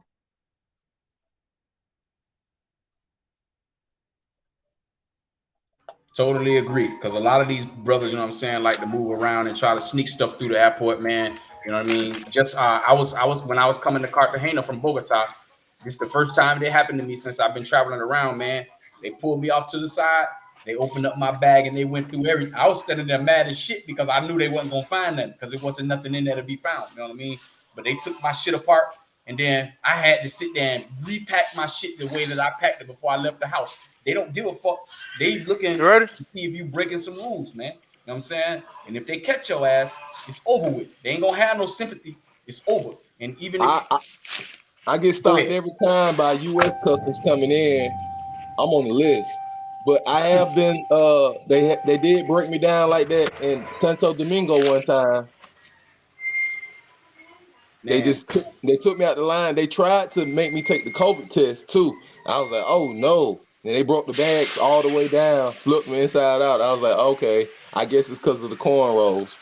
you know what I'm saying? Man, So I check my bags get checked almost every time I go out the country. But a lot of times, man, what y'all gotta realize too, if y'all take speakers like I do and them lights and stuff, that set them sensors off. So they go through my bag all the time, man. Like my check bag, they you go know the through it hack, all the you know time. the hack for that. You know what I'm saying? Put that on your back. You know what I'm saying? Not the luggage where your clothes and shoes and all and your toiletries and all of that stuff at. Because I always carry a book bag and I always carry me my linen bag and stuff like that to keep that type of shit from happening. You know what I'm saying? That's the hack for that. But a lot of Yeah, the see, times, my speaker's so damn heavy though, low. I got yeah, that what they call it, JVL screen too. I right. don't be wanting to put that shit in my backpack, man. I put that shit in my suitcase. They can go through that motherfucker. Ain't nothing in there. Yeah, I understand. You know what I'm saying? I get it. You know, I just don't be wanting to get stopped. And just like you, Yoga, every time I come back to the US, the motherfuckers pulling me to the side. You know what I'm saying? And I hate Yeah, that shit. I hate coming through Miami, man. I know the whole staff back there with the U.S. Border Customs, like for real, the sergeants and everything. Because I be moving too much, traveling so much. And now we on the thing where as soon as I get up there to the glass window and they do that and they get it orange paper, they gonna take me around so I won't miss my flight. They gonna take me around and search the bags down at the little thing. I don't even go to the back room no more. They just I'm like wow. Because I've been traveling like twice a month. So I've been Mm. coming through there twice a month and they just been like, what? I said, yeah, I got a girl. I got a real girl. Yeah, man, that's off the chain, man. Ever since I got this cedula, you know what I'm saying, the Colombian ID, the last time I had to come back to Tampa to take a drug test, and you know what I mean, they ain't get me that time. But I What only are the had benefits to to becoming a Colombian citizen? What extra benefits would you get? Like, would you get health care? Like, what are the benefits of going a okay. full-fledged Colombian citizen? Oh man, that's a great question. So the insurance, I was paying $30 a month when I had the work visa. I was paying $30 a month for the Colombian insurance, full coverage. I could go to the ones that's in network, the doctors that's in network. I can go to them for no cost, no copay, none of that shit. $30 a month. You know what I'm saying? The best insurance you pay $50 a month. Family is like 65. You know what I'm saying? Family of four. So the insurance is one key. I got a bank loan, you know what I'm saying, from Bank Colombia. You know what I mean? I got a Bank Colombia account and also a BBVA account. Bank Colombia gave me a line of credit, a signature line of credit of $2,500. That's what it equaled to, $2,500. But I only took it to be able to establish and grow credit here. So like when I get Yeah, done that was smart. with my businesses, right? I already have an established credit line at a Yeah, reputable bank, which means yeah. now I can solicit them for business loans. It's easier to get loans here, you know what I'm saying, as it is in America than it is in America. So now I can get a business loan, I can get another personal loan or whatever. So, you know what I'm saying, I'm just making sure that I make the monthly payments on that to establish that and build that credit. So when I do hit their ass up, you know what I'm saying, I can go and get I'll be right now with the signature loan. They recently emailed me and asked me, do I want more? You know what I'm saying? I turned the shit down, you know what I'm saying? Because I really want to pay off the 2,500 first, and then, you know what I mean, get me something a little larger, like 5,000 or 10,000. You know what I'm saying? Like that. Because I know they'll give it to me. You know what I mean? But you got the opportunity to get a business loan. You get a bank account and the health insurance, and then another you got the Colombian ID. You know what I'm saying? Which now you can breeze through certain things a little easier, you know what I'm saying, as opposed to showing a passport. If you pull out the Colombian ID, at a checkpoint or something, okay, they look at you, you legitimate. Because when they see an American expat or American with a Colombian ID, the police or any other government official or whoever, they just automatically assume you good because they know how You took difficult in the it is. steps to become a citizen. Exactly. So they don't even fuck with you. You know what I'm saying? Because they know you right. They know you in good standing. You know what I mean? Because you ain't gonna be able to get none of that shit if you're not. You know what I'm saying? Hey, So, hey, Los, do you have to pay taxes when you become yeah, Yeah, I do you gotta have to pay pay taxes tax? now. Yeah, and they tax in Colombia. The tax place like the IRS equivalent is called the DIAN, DIAN. That's they tax organization here. So yeah, but this year, oh yeah, and if you buy a property here, they're gonna put you in something called a fiduciary or some shit. I think that's what it's called, and then you pay taxes on the property through that if that's what you're doing. If you're buying a property, and you pay taxes that way. Oh yeah, and another thing that you need to know is if you have a Colombian bank account and you move an equivalent of $10,000 through that account, you're gonna have to pay taxes on that too. You know what I'm saying? So I haven't moved $10,000 through any of my accounts since I've been here. You know what I mean? I was careful of that because I ain't want to be paying no taxes. But since I made the investment on this property now, you know what I mean, then I'm gonna fall into that next year when it come time to pay taxes on the property. You know what I'm saying? Because I will have moved that type of money through my account. You know what I'm saying, by then. So but yeah, you know what I Are mean? they taxes just as high as U.S. or what? Hell no, hell no. You know what I'm saying? Not well, you know what? I take that back. Well, actually, I don't know. It's probably higher if you're a Colombian citizen, but because I make USD, I don't really see it don't affect me that way. You know what I'm saying? Like I don't know. That's a good question. I'm gonna have to study, I'm gonna have to research that because I don't want to give nobody the Well, wrong. you'll know once you do your taxes, though. Yeah, I'll know that then. You know what I'm saying? And Now, I'm not hiring no accountant and none of that shit. I'm gonna figure it out on my own. The same because I used to do taxes back in America. That was one of my businesses that I did in America. So what, I You figured don't that do shit that no out. more. Hell nah, and I ain't got time for it, bro. You know what I'm saying? quick question. All right, like, are there any programs there in Colombia, like in DR, if you build or buy, you buy a house and it's under 150,000, there's no property taxes on that house and land. Well, ain't no taxes on the property once you pay it off in full. Also, so if you buy something in full, there's no paying a property tax in Colombia. Nah, ain't no property taxes. You know what I'm saying? Not right now. Once you get done, you pay the taxes while you're All right purchasing the there. property. Oh, all right. Once you own the title of the property, that's the end of the taxes on the Oh, so property. it's like, okay. I'm saying so that was one of the reasons why I went on ahead and made my investment on the property that I did buy.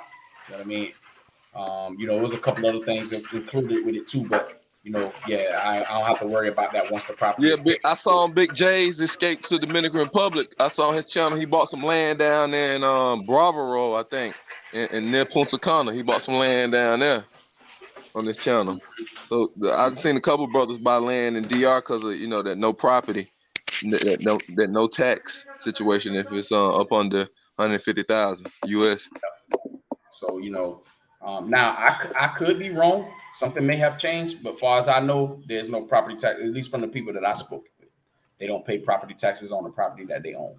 So, and I'm looking forward to that. But even if I had to, you know what I'm saying? Shit, I own the property, and I was doing the same. I was doing it in America, and I know it ain't gonna be no American property price tag. So you know what I mean? I wouldn't care if it was or wasn't. But the benefit of not having to do it is a one up for me. So yeah, you know what I mean? It's all good on that. But yeah, man, there's a lot of benefits to becoming an expat, setting up businesses, buying real estate, etc. And I think Yeah. that everybody should research and take advantage, of those opportunities if that's what you're Yeah. looking to do, man. And Hey, to be honest with who is this Bobby Bacteria guy in the chat? you, I ain't even looking at You know about this dude, Bobby Bacteria? I'm finna check it out. I was doing some catching up on my tickets on my job because I'm on the Yeah, they clock talking right about now some, too. now we talking something yoga know about. What? Let me see what it's on. I don't know. Bobby bacteria, the bag, very important. That's the only one I see. You know what I'm saying? Go on up a little We bit go up. further. Go up. All right. Yoga. Bobby Bacteria. I don't know. I guess the chat. I don't have a angry Bobby Bacteria angry man. I don't know what he's saying with that. Yeah, Unless he's talking about me, because a yeah, lot of these people that see me angry on lives before going off on niggas, because I be calling dudes out, dog. Me and fuck nigga don't never mesh well. You know what I'm saying? Ever. I don't know who you talking about, but can you describe him without saying the name still? The person you Uh, talking about, you don't mesh right. no, I'm talking about. No, I was just talking about fuck niggas in general. You know what I'm saying? Oh, Yeah. okay. If you one of them, Oh, if you one of them kind of dudes, you ain't gonna get along with me. You know what I'm saying? oh, If okay, you okay. I see what you're saying. a band, be a band, a bitch ass nigga. If you one of them, you're not gonna get along with Carlos. Straight up. You just not. You know what I'm saying? I never in my entire life, I never got along with fuck niggas, bitch ass niggas, none of that shit. And then when they do fuck shit, I call them out. You know what I'm saying? You know, I Okay. just don't want to get to the point where where we be. I'm too damn old to be out here fighting a bitch, you know what I'm saying, and not making no money off of it like you doing. You know what I'm saying? So, but I can't stand that type of attitude. I just can't. So for me, it's just something in me. I just gotta call the bitch nigga out. You know what I'm saying? Okay, They don't okay. like it sometimes. You know what I mean? So, but I don't give a fuck. Marquise, I see you in here. 34 days away. Yeah, that's October. Yeah, so you'll be here in October. Yeah, just holler at me when you get here, brother. You know what I'm saying? I'll see you then. Yeah, Okay. Big J's Escape says no tax on the land once you paid. That's it in the DR. Yeah, I Yeah, told you Big J got some land down there in Bravaro, I think, down there near La Ramona. Going towards Punta Cana side of the country, man. So much land down there. It's just barren. It's just beautiful, tropical. So if you get something in the neighborhood where it's starting to be built, that's. And I've been down there so much in the DR, know the culture, know what's going on.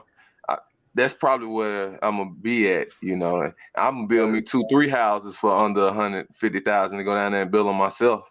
straight up. So DR is your final destination, because I see Global Paper being here, be on that Brazil hard. You know what I mean? Every chat I done seen him in, Brazil or die, models and bottles versus King, threesome King, models and bottles for life. He always got that. So it's got to be something up to this Brazil. I ain't never been down there. Have you? No, I haven't been to Brazil yet, but I could just tell you this, man. DR got like every nationality there. Mm. It's Even crazy. Brazilians? Yeah, man. I didn't. But have you ran into a couple of these Chinese, Asian, Dominicans? I've seen them in I'm Florida. talking about doing real work, not no mangoes, like for real, like in the family stores and stuff. Like blew my mind. Mm. Wow. Yeah, I ain't cause see, I ain't never been to DR. The only Dominicans We that I ever ran had into a chick contact with. that's talking, speak full Chinese, then full Dominican Spanish. It blew my mind when I saw that. I said, Lord. Oh, I know that's a sexy sound right there. Yeah, man. I was like, what? I was blown. Then they were like, yeah, that's the Asian, that's the Chinese store. Then I started seeing how Japan sent all those cars that end up there was taxes in Japan and China that end up in DR. They got some type of government deal where it's like a million Hyundais that was and they orange. They was taxes in China somewhere or Mm-hmm. Japan. And so they got, and that's the one thing I don't like about DR. Some of the products are low quality because of that deal they got with China. And China send like the low grade plastic, like everything is like a step down from the US stuff that comes from China. The housing too. I don't like that part. That's the part I don't like on the commerce side of things. The quality, like it really got people like, yeah, we get stuff from back home for real. Cause I'm like, man, Mm-hmm. like, let me give you an example. Simple as the Beijing. Like, if you're gonna dye your beard, Mm-hmm. like, I go to the top barber shops. That's one of them complaints I do have about. I can go to the top barber shop. I don't care where it's in the Dominican Republic. Man, I tell them the Beijing, they go right to the beauty supply store, get the Beijing box and everything. But coming from China, they done cut the quality in half. So they put it on, it lasts a day and a half. I'm like, man, what's going on? Wow. Like, So that means China is about quantity over quality. exactly. That's the Man, that's only thing I crazy. don't like. The products that come from China that's in DR are just real, just whoa. Well, since you brought up that subject area, since we talked about a lot of the pros about these countries that we done visited or been to or live in, what about the cons? You know what I'm saying? Since you mentioned one, what other cons do you have, for the countries that you visited? Cons for which country? Any country. Oh shit, the main one, that DR, don't no tax. No taxes? You mean would that be a Yeah. pro or a con? No Oh no, you taxes. said, hold on, you said cons. Yeah, the negatives. Oh, of course the water, the tap water, Okay. uh, the begging. I don't like that in no country, so I can't call that a con because I don't like that at home. I don't Right. want to see you. I don't want you on my exit that I get off of every day. My exit, the good side of town. Go on, get off my exit with that bond shit. You need to go work every day. That's how I Right. look at it. And I don't Hmm. want to see that when I'm on vacation. So I don't like that aspect of it. But some of the spots I really enjoy the beach, like Playa Chiquita. It's like one of the most beautiful small petite beaches in the world. People don't Hmm. know that about. You never been to the Sosua and DR, but you go to Sosua and DR. Sosua Beach is beautiful. You want to see some spectacular shit, and it ain't number about 50 feet long. It's called Playa Chiquita. It's a little small private petite beach that comes out of two mountain rocks. Hmm. Man, so I like spots like that. I'm really into to spots like that. And what I don't like about it is I do have to go through like the begging section to get there. You feel me? Right. All But right. I like So, that. so the begging, the tap That's a water. con. Yeah, that's a con. Uh, and the gringo pricing. I have to be honest about DR. I do go to chopping motherfuckers off, and maybe and my homeboy said maybe they might have sprinkled some tap water on your salad on purpose to get at you, cause I don't like when they try to up the price on me like that. Right. And so I don't like the aggressive pricing. Like you can get the DR, and it don't matter if you down at the airport in Santo Domingo or up at in Sasua. They'll just Hmm. try you something crazy on the cab price. They just try you. I jump in the cab, what I normally done paid 50 pesos for. They just trying folks. It's COVID. They just, I don't know what they doing. Get another the same ride that was 50 pesos. Now he say, oh yeah, it's 350 pesos. What? Stop. Who you talking to? What? Why? Stop Right. that. Right. Stop trying it. Then, oh no, sorry, my brother. No, I was just a joking. No. So, and I had to deal with some new drivers because my driver was one driving. So I had was outside of I was with some new drivers, and I don't like that just trying you to see what they can get out you if you're gonna go for it. Right. And I get Right. tired of having this, that little piece, but that's the and sometimes that's why they know me. People know me from going to the ocean front to the private side. When I go down to DR, I just be in Hispaniola Beach or Infinity Blue. I like to be over there where the private beaches are at, because of that aspect. I really don't like that aspect, so or whatnot. But Right.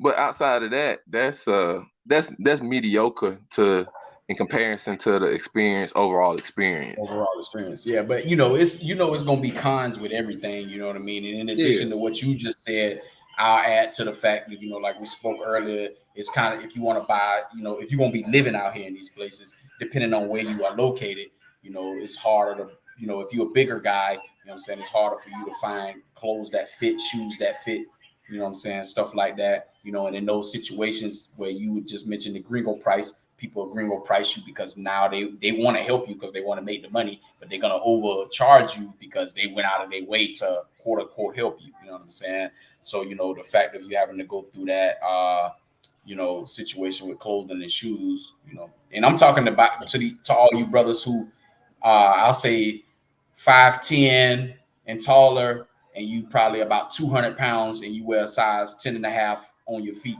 or bigger. You know what I'm saying? It's going to be difficult if you live in these countries to find clothing and shoes, what I'm saying, that fits you properly, you know, uh, uh, to, to, uh, to be out here. So you might have to, look at alternative methods or bring you enough clothing When you move, for an example, for me, I brought damn near my whole closet of what I had, and I didn't even really need to do that. I ain't bought no clothes and shoes. Well, I bought 2 pairs of shoes since I've been here, but I ain't bought nothing. I ain't bought no clothes since I've been here, and the reason why is because don't nobody really give a shit about that. You know what I'm saying? I did an experiment one week, where I wore the same shorts and t-shirt for fucking 6 days straight. You know what I'm saying? I changed my underwears and my socks, obviously, because you got to take a shower. But Hey, what kind of experiment this is, brother? Hold on. because I wanted. Whoa, Yeah. whoa, hold on, bro. You, hold on, man. You Up. coming out with these stories, bro. Hold on. We got to get ready for this. We not prepared for that. You know what I'm saying? Nah, man, we ain't doing them type of experiments. Nah, brother. Nah. Let me tell you, breaks, man. We might have to get on you, man. We don't know about that, man. Y'all can get on me. You know what I'm saying? Hey, man, you giving these folks all kind of fuel to come at you, man. It's gonna be all kind of stuff. Oh yeah, this is the crypto guy that don't bathe for 6 days. You know, no. That's what I said, with the exception of my underwear and socks. You know what I'm saying? Because you gotta change. You gotta take a bath now. Especially in Cartagena. Hold on, what inspires you to do this experiment? because I was walking around, and I was thinking to myself, you know what? In America, if I wore the same clothes 2 times in a row or 2 days in a row, they gonna be ragging on me. They gonna do this or they gonna do that or say this or say that. Carlo trying to blend in now. You got damn right. You know what I'm saying? And I'm like, well, you know what? Let me just. Well, hold on. I don't want to be in the area then. I'm a little bougie then. That's not gonna be the area I'm gonna stay in, because I can't be dusty and blend in. I'm sorry. Nah, it ain't about that, bro. You know what I'm saying? I'm just saying. I just wanted to see if anybody was gonna say something to me about it, man. Well, I'm saying something to you. Don't do that experiment. Don't have the type of inkling to want to do an experiment like that. You shouldn't even want that. Don't. That's something you don't want. You know what I'm saying? Hey, what Slick Rick say? The man that don't know the meaning of water or soap. 6 days, man. You done rocked the whole shopping community with that, man. You went 6 days in.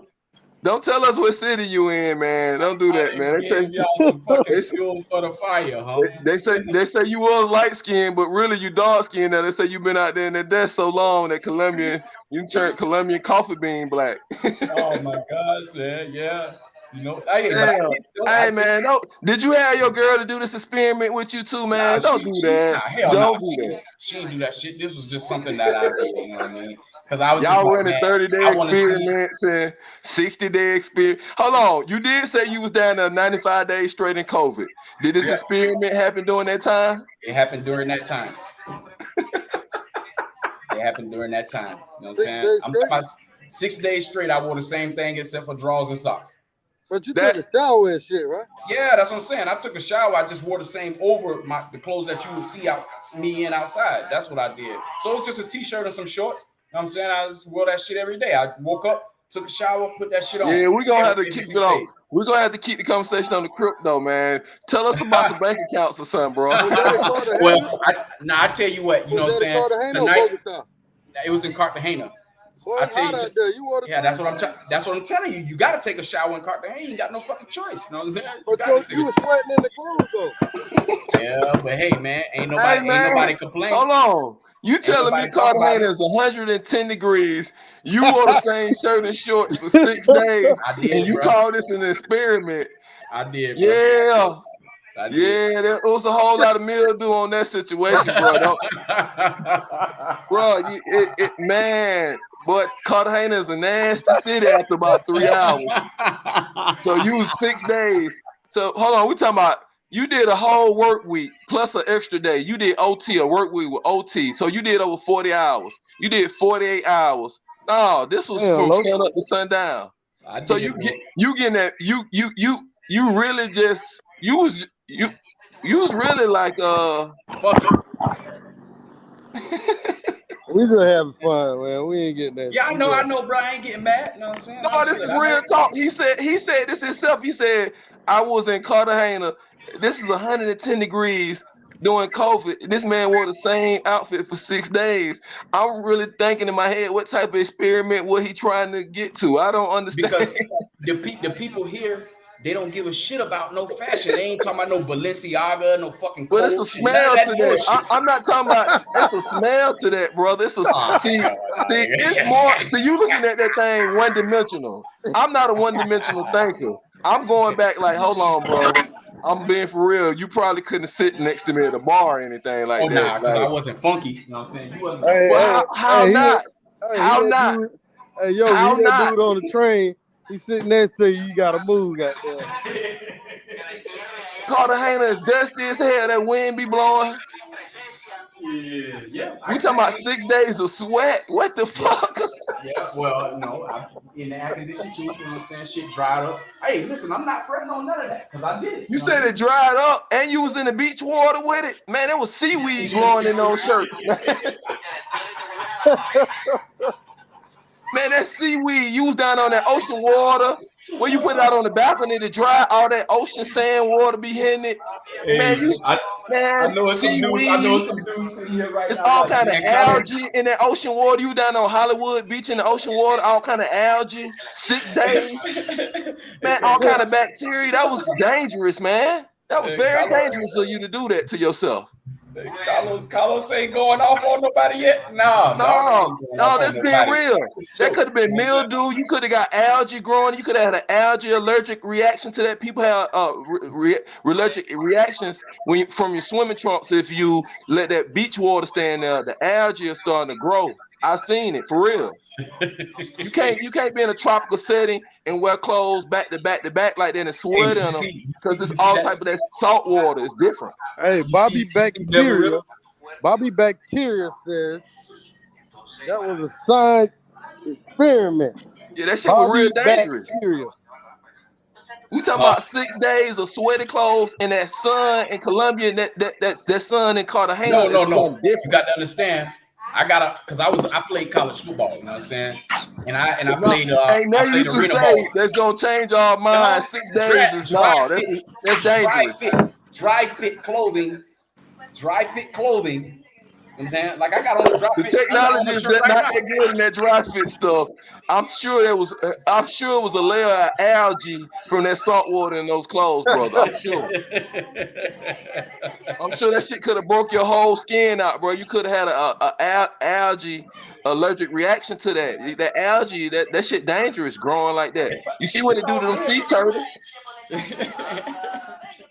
Nah, it's all good. You know what I'm saying? I ain't do that shit since that was in 2020 when I was here. I ain't do that shit, because ain't no purpose for me to do it now. You know what I mean? Because I was just doing it just to see if somebody was gonna say something to me, if they was gonna laugh and all that type of shit like that, to see the mentality of the people here. That's what I was checking. You know what I'm saying? Okay. Important the values of the people here. This is what so I'm learning. So basically, what you're telling us is you can kind of be 6 day musty around the Colombian women and it'll be all right. As long as you clean your balls and wipe under your arms. You know what I'm saying? Clean your balls and wipe on the arms. Because I was still getting some ass while, you know what I'm saying, during the experiment. So it's all good. It wasn't a big deal. So doing that, the algae, we're gonna call this the great algae experiment in Cartagena. This is going down in history. It was a great experiment of algae. So he took 6 days of sweaty clothes in Cartagena, still got top-notch women. The 6 day and challenge. He didn't get an allergic skin reaction to this shit. And he smelled good. The Cartagena challenge. Do that shit, you know what I'm saying? Nah, but most dudes do be wearing the same t-shirt and shorts when they on these damn trips, you know what I'm saying? On at least a couple days. You can't lie about that. People done woke up and put on the same shit they had on yesterday. No, bro, no. People done did that shit before. Trust me, people done did that shit. They might not be bold enough to admit it like me, but they done did that shit. Oh, man. I done made y'all day around here with this shit. I'm sorry, bro. You can't tell me. You can't be on the panel with me and say you didn't change clothes for 6 days. I'm sorry. No, it's all good. But yeah, that was the one and only time I did that shit. I ain't doing that shit. Now we're compared to say that your credibility, we think you might have, but we're doing that in your college days, and definitely in high school, we could see that you was the type of high schooler your mama done really had to fuss at you about getting in the shower. We already know. Hell nah. Nah, bro, because you can't do that shit living in Florida. You can't do that living in Florida, dog. Nah, I said I ain't having problems. Nah, like I said, it was a genuine experiment. I was really testing, and it was all about just testing the culture to see what these people mind frame is about with that. You know what I mean? Hey, what nickname did your boys have for you in high school? Just tell us. What was your real true nickname in high school that they had? Never tell the whole story. Los. What was your real nickname in high school? Los. You know what I'm saying? Nah, Los what though? They used to call you Little Stank or something like that. Just Hell tell us the nah, real. dog. You crazy? Yeah, they ain't never had no shit like that going on with me. Crazy. None of that shit. You know what I'm saying? None of that shit. Damn. They gonna be like, he the crypto traveler that don't bathe for 6 days. I promise you, Cynthia G them, they about to eat you alive with this shit, man. They gonna be like, his money is funky though. The bag, he got the bag, but it's funky though. I know what you used to. They're gonna say, You used to rag. hope you get a leather bag so you can wipe it down. But Yeah, if you it's used a to rag on cotton dudes. bag.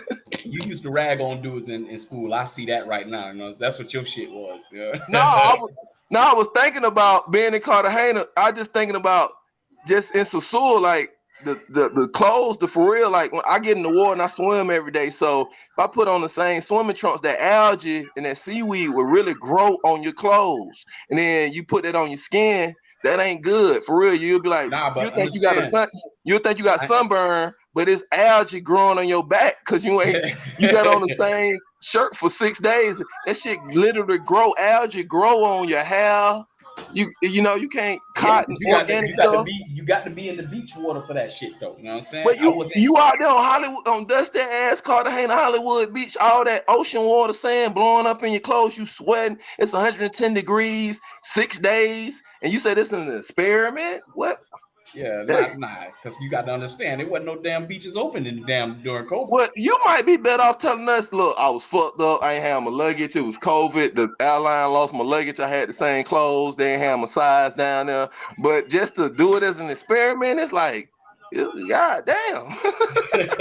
Well, we know who ain't gonna be doing no damn, you know what I'm saying, experiments right here. And I see you, Marquise, in here. You going in with the jokes. Hey, Big Mike, I talk about some of the peso man. If the peso man if he make a joke out of this shit, trust me, y'all gonna see me back on his motherfucking panel. You know what I'm saying? But you said it so easy though. You said it real smooth. That's why I was like, he said it real smooth. He like, I was down in Cartagena, bro. You know what I'm saying? It's real hot down there. You know, it's humid. But I did an experiment. You know, I was really just testing the people, you know, like, I didn't, I kept on the same clothes for 6 days. You know, I just rocked it like that, just blended in. I wanted to blend on in. What?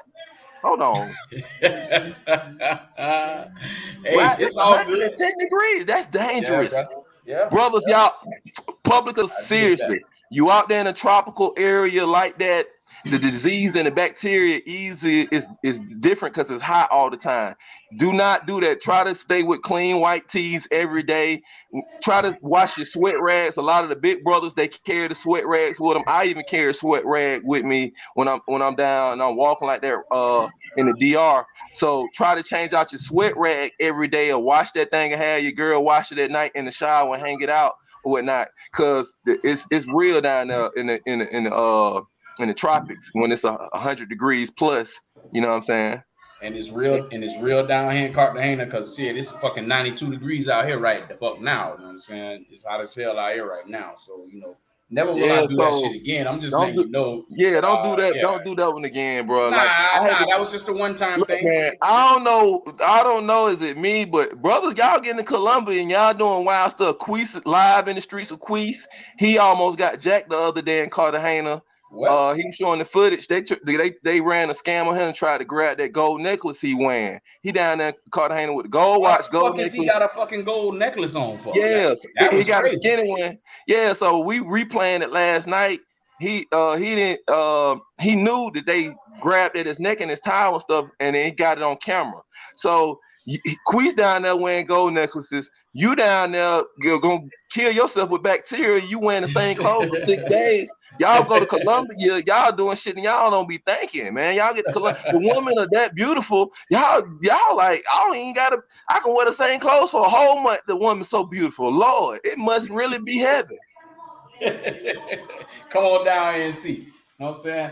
This is a challenge. Y'all do a 3-day challenge, you know what I mean? wear the same clothes for 3 days in a row and see if anybody say something to you. You know what I'm saying? Just don't get in the beach Nah, water. nah, y'all don't do that. I don't roll with that. No, Just, y'all don't do that one. Nah, don't do that one. just don't get in the beach water, man. That's all I'm telling you, though. Don't get in the beach water. I mean, and take a shower, change your underwear, change your socks, but throw on the same. You can throw on the same shorts and t-shirts, especially if it's a dry fit shirt and shorts, man. Hey, look at that last comment in the chat. What's this guy named Steven? Look what this guy said, man. That's why this was a health concern for you, brother. I'm not really roasting. I'm being on a real health concern. I don't want brothers to get fucked up on no bacteria, algae infection on the back of their neck and shoulders, and they can't even see that they breaking out on their back. They just think they back itching. Then they look at it day 4 and they shit damn near raw because they got algae growing in the t-shirt that they swim in walking around Cartagena. And y'all know y'all doing extra sweating when y'all in Cartagena when them thick chocolate Colombians on the strip and the clock tower and all that. Y'all can't be wearing the same clothes. You done sweated in that same day. Then you out dealing with chicas, you drinking, little Bills here, walking here. No, that's very dangerous. Very from a health concern. All kind of algae could be growing. And you know. So now y'all got all kind of lessons today that's off up in the chat. Y'all got all kind of lessons. You know what I'm saying, with this, you know, especially now that the funny part with the health concern. Not decide to leave America and then drop your standards of how you handle with your clothes and dress and just, you know, hygiene. Don't do that. Outside of America is not the place to try that.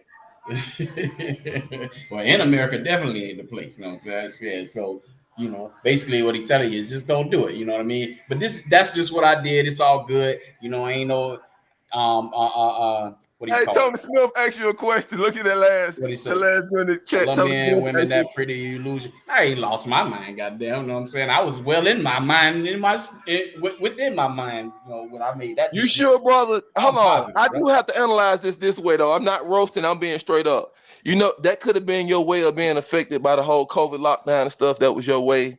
Because a lot of people, you know, dealt with COVID a lot differently. You know what I'm saying? That could have been your way of dealing with COVID. You just like, I ain't going to do the, you know, I'm just going to let that go. I'm going to do this, you know, for 6 days.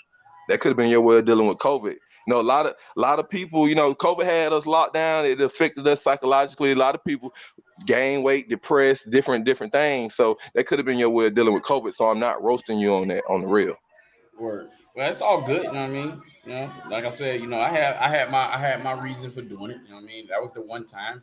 You know, I that's not no shit that I never did in life. You know what I'm saying? So, you know, yeah, that's it. So, that was just it. So it's safe to say, like, white boys, like, they be like, go Oh, nah, bungee hell jumping nah. to get a Russian life and stuff. So Nah, you hell like, nah. hold on. What I'm asking is, like, so you grew up so bougie and so well off, it was just like a rush or a thing, a one-time bucket list. You like, you know, I want to bomb it for 6 days in a row around the most beautiful women on the planet, damn near. I just want to go straight trash can with it, like, you know, back of Wendy's, like on I-20 Glenwood, Columbia Drive exit is one guy that just, you know, he stay off the exit, like you just Well, want to do it.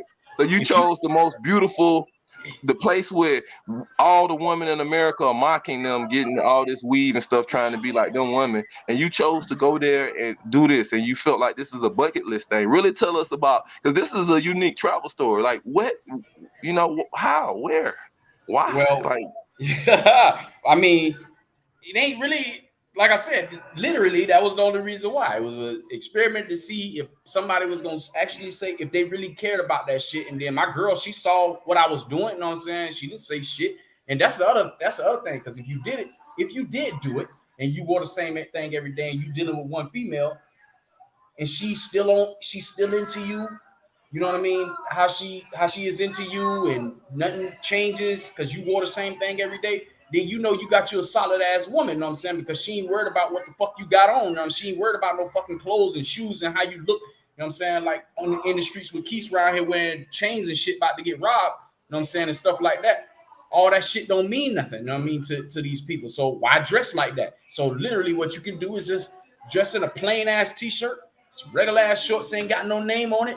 I mean, you could damn near wear shoes that ain't no name brand shoes. okay, Like, well, you advocated, though.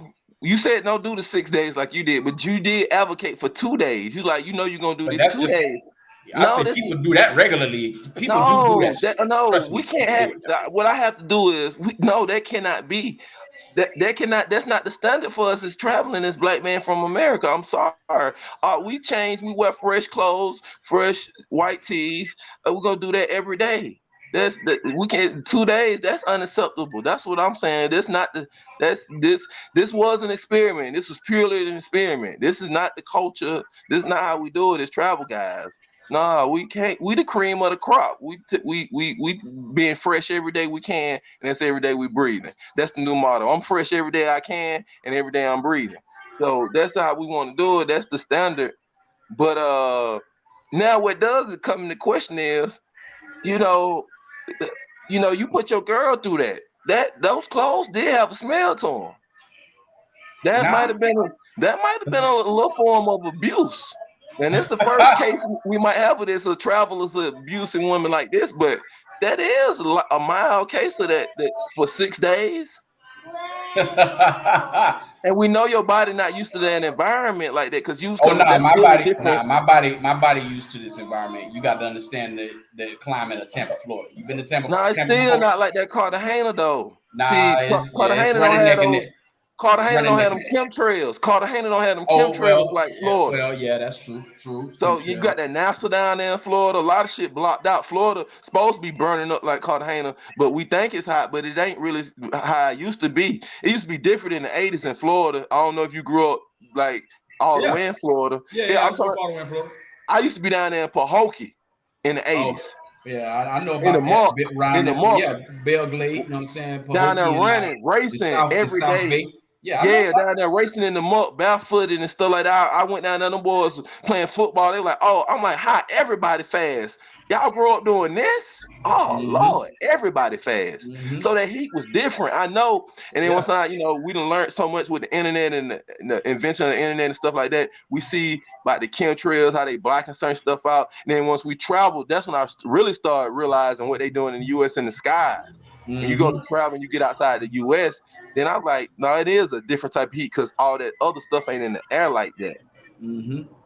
Yeah, you have all the So different particles and all that shit going yeah, on so I down know there, you you was know. extra sweating. So you talking about 6 days, but really we got to look at this in a real rational matter because they don't have the chemtrails like that in Cartagena. Your 6 days was really like 12 days in the U.S. Because U.S. if you was did it in the U.S. The amount of time it would have took your clothes to get that amount of bacteria and algae growth in it, it would have took about 12 days in the US. But down there, because it's the no chemtrails, it's only about 6 days. So in real, we got to just like we do the conversion with the money, we got to do the conversion of how that level of funk that will be on those clothes. So to really in US, bring it back to US standards, that was about 12 days you ain't About change 12 clothes. Yeah, that's the conversion rate back the other way. Yeah. So we really got to look at it because they don't have that type of pollution. So we convert that back to the U.S. funk level. Yeah, you went by days. 12, 2 weeks. You US. went about 2 weeks without doing something like that, and that's past. And if we look at it in the real light, converting it back to the U.S. standards, that would be 2 weeks of you wearing the same clothes. We would really say we might need to get you some counseling, brother. You might need therapy. Ah, That's shit. passing the experiment. That's therapy.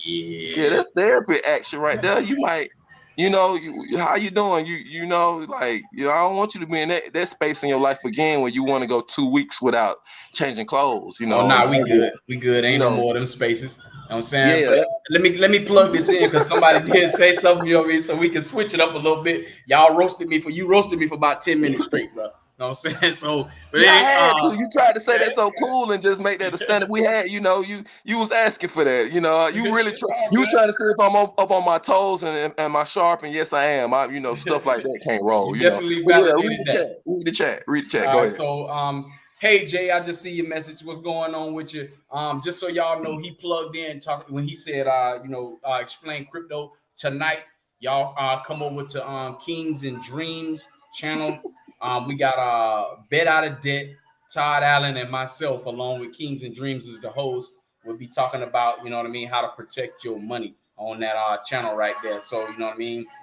That way, once you learn the different strategies because all three of us got different backgrounds. Once you learn the different strategies about how to protect your money, then you could take a portion of your profits or however you get your income, you know what I'm saying, and buy you 14 days worth of clothes, so you don't have to wear one for 6 days in a row. You know what I'm saying? And we'll do it like that. So Kings and Dreams tonight. You know what I'm saying? Protect your money is the topic at 9:00 Eastern. Hey, look at this comment on the page. Craig Pate. That car. It's 92 degrees out this bitch right now. You know what I'm saying? It's hot as fucking here. It's hot right outside right now. You know what I mean? He said my mother lives in Pahokee and I live on Rainbow Drive in Decatur. Laughing my ass off. Yeah. Oh yeah, he at Rainbow and Candler. He right up the street. I'm right up the street from Rainbow and Candler right now. Okay. Yeah, my ex-wife from Belglade, so I used to be there every one holiday or whatever. You know how the football players come up out of there. You know, a lot of folks don't realize that that's a factory for and they come all the way from slavery, from working them sugarcane fields from slavery. Yeah, people don't know about them chasing. That's what's picking up watermelon. Yeah, why you got me on the goddamn screen by myself, man? Because you ain't showered in Cartagena for six days, bro. That's news in the trapper community. We didn't know that you were doing it like that. No, I didn't say shower. I showered, goddammit. You know what I'm saying? Ain't no fucking way I ain't taking no shower. That's for U.S. standards, that was, like I said, that was a 12-day journey, bro. And that would have been past experiment at home. Your family would have been like, hold on, this makes sense now. I'm not roasting, but this makes sense. You remember earlier you said your mama then was praying for you? Now I see why. There you go. There it is. I'm being real. Hold on. I'm turning on my camera. I'm being real. Now I can see your mama them like he ain't bathing. They seeing pictures of you online. You got the same clothes on for 6 days. They like my baby down there lost it. And now I can see why your mama them might have been praying and you probably was taking it out of context. But they looking like you down there with a beautiful woman. Why you ain't changing clothes in the whole? See, that's like 12 days to them. See, that's what I'm telling you. So you saying that your mama them was praying for you. Now I can see why now. I'm being real.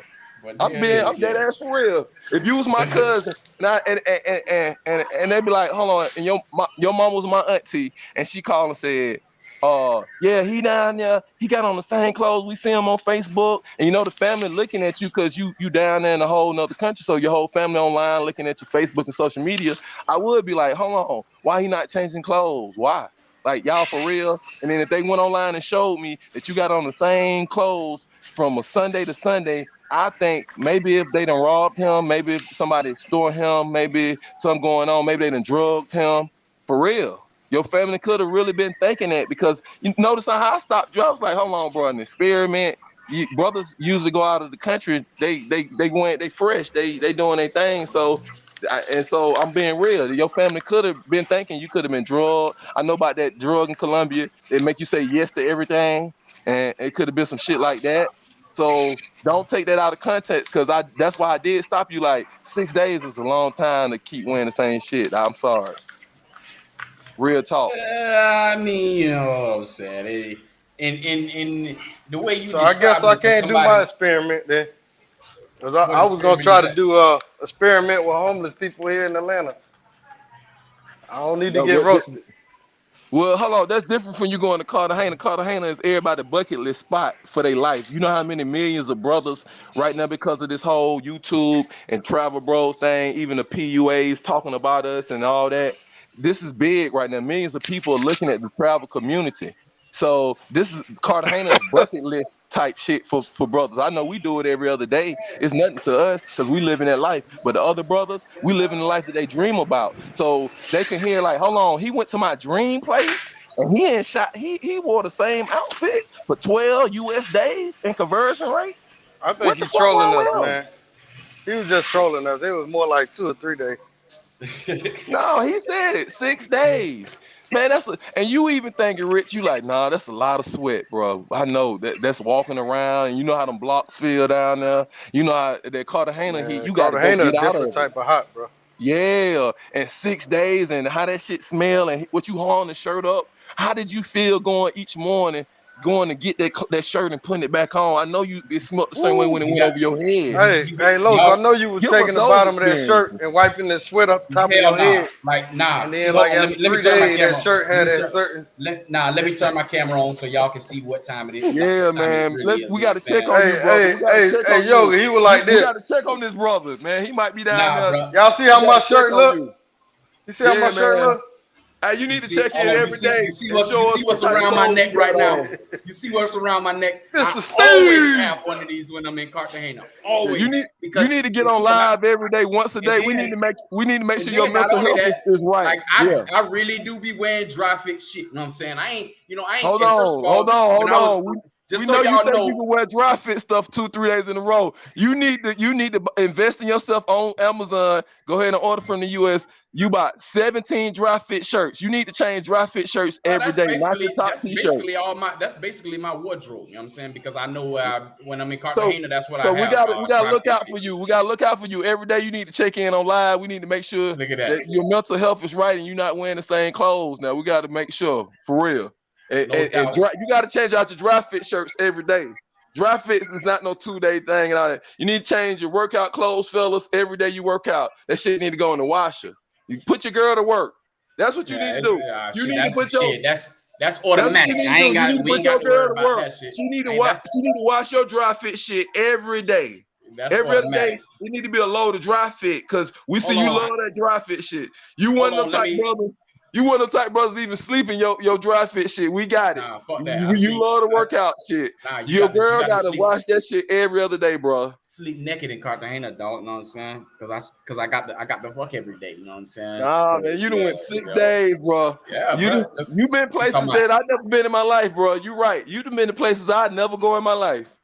That's some strong shit. You know what I'm saying? But just so y'all know, you know what I'm saying, we changing this topic, but just for y'all who came into the chat, you know what I mean? The roast is just about, me telling a little small story that I did of an experiment I did in COVID in 2020. So we talking about 2 years ago. This is not nothing recent. You know what I'm saying? And that's why y'all don't see me around here, you know what I mean, getting all bent out of shape and mad and just laughing along with the program. So you know what I'm saying? Basically, the point is that don't y'all try this shit at home. You know what I'm saying? That's really what he's saying to you. You know what I But mean? that did make sense. I'm an analyst and I'm a critical thinker, and that makes sense. So don't be too hard on your family. They probably saw some of that type stuff and then realized what you was doing. My family ain't seen nothing. You know what I'm saying? Because I was during that time I wasn't on social media. Hey, So look, you never know. Yo, Your girl could yo. have been like thinking what's wrong with you, and she could have been texting your family something like, hey, he hadn't changed clothes in a couple of days. You never know how you and Oh, wow. don't do that again because you don't want your girl family to think that you'll do that to y'all Man, wish I kids or took that something. slab off. You don't want to never have the kids wearing clothes 6 days in a row, nothing like that. Yeah, look at that Don't do fuck that with man. the kids either. nah, I think it's right of me as a man to say that to you as a brother. Huh? I shouldn't have to say that, but don't ever do that with your kids, man. Have them we fresh goof, clothes every day. What? we goof around, here, dog. It's all good. But anyhow, I'm hey fucking man, with you now. I'm fucking nah, with you. I know, bro. I ain't take none of it personal, none of it. You know what I'm saying? But, No, because in you the really chat, did this. You really did this. You yeah, did experiment. yeah. At least you was always in Cartagena with He all the did good it for tourism us, where you man. could do it. He did the experiment for us. That way we ain't got to do it. Yeah, so all y'all need to know is if you end up wearing the same clothes a couple days in a row, whatever, ain't nobody gonna say shit to you unless you're American and they see you. That's what that is. You know what I'm saying? But So, anyway, so Los, yo, what did you get out the experience, man? What was the what result? I did, like I was saying from the whole jump, you know what I mean? I Yeah, did it what did you because learn? So the nobody reason, noticed it? yeah, man, that's the whole reason. Because during that time, I'm like looking at the differences between Americans and foreigners. You know what I'm saying? And I'm looking at during that time, I'm looking at, damn, man, that dude right there had the same shit on yesterday. Because he is as American, like how Yoga is sitting doing the roasting, right? Americans look at shit like You that. wouldn't have That's got like a roasted big over deal. there. Hell no, bro. Ain't nobody say nothing to me the entire fucking 6 days. Nothing. You know what I'm saying? Like, and then I'm looking at people out in the street. That's what made me say, let me try this shit. You know what I'm saying? People coming in, they coming outside. I'm looking out the window. Damn, that dude had that shit on yesterday. Or All damn, right, he had, okay. I'm gonna try You the know what I'm same saying? experience, y'all. Yeah, so I'm gonna try that's this all it was experience. about. So I said, well, let me do it and see if they say something to me. I'm the American around here. You know what I'm saying? Because I know in America, if I did it, what the fuck is gonna happen? Well, hell, y'all just seen 10 minutes worth of the shit. You know what I'm saying? I'm gonna So, try. you know what I mean? I'm gonna try the same experience. I'm gonna have the same clothes on, but they're gonna be. Hey, they gonna be different shirts though. They gonna look the same. So you know what I'm saying? But yeah, man, you know, that was the whole point of it. But like I said, I ain't that fucking nasty. You know what I'm saying? And shit. I changed my drawers and I changed my socks and I took showers all 6 of them fucking days. You know what I'm saying? So it wasn't no, I'm just finna just thug it out and just be a dirty, stinking, funky ass nigga walking around. Nah, dog. And Because I don't even want to you smell told myself. us this. You said this now. Nobody didn't make this up. Of course not. But anyhow, you know what I'm saying? But yeah, man, what's up? Man, what's up with these questions in the chat, man? You know what I mean? We in here bullshit. Richard Rich done worked so much. He done worked to where he done made it to break time. He didn't think he was gonna get on this live and be on this bitch for 3 4 hours. We couldn't believe. You told us something we couldn't believe. Hey, my you battery stood about on. to dead, man. Hey, I'm about to end this, man. Oh, okay. Yeah. All right, man. Well, hey, man. Well, shit, I'll be up in the morning with my next morning rant. So no doubt. Y'all in the morning. All right, man. I'll see y'all on Kings and Dreams later, man. All right, Kings and Dreams. Yoga, man. Get at me, man. You know what I'm saying? You got my number. Just get at me, dog. We can talk that business later. Yeah, hey, man. Change out them dry fits now. We're going to start a GoFundMe for Los, y'all. No. Get some clothes in Columbia. He talking about some got everything he said added up to the story. He's like, yeah, my mom was praying for me. Then he said, they don't got our size down here. They don't got our clothes size. He gave all the excuses. He gave all the excuses in here. Everything he said, I'm thinking about the show. Everything he said, it add up to, yeah, he do this all the time. They don't have his size. Yeah. Boy, you can't be sleeping no 4 5 days in no dry fit, man. I'm sorry, but Under Armour, the technology is not that good. I know they promote it and all that. No, it's algae, man. Stop that. All right, I'm out. All right, man. We'll see y'all on Kings and Dreams.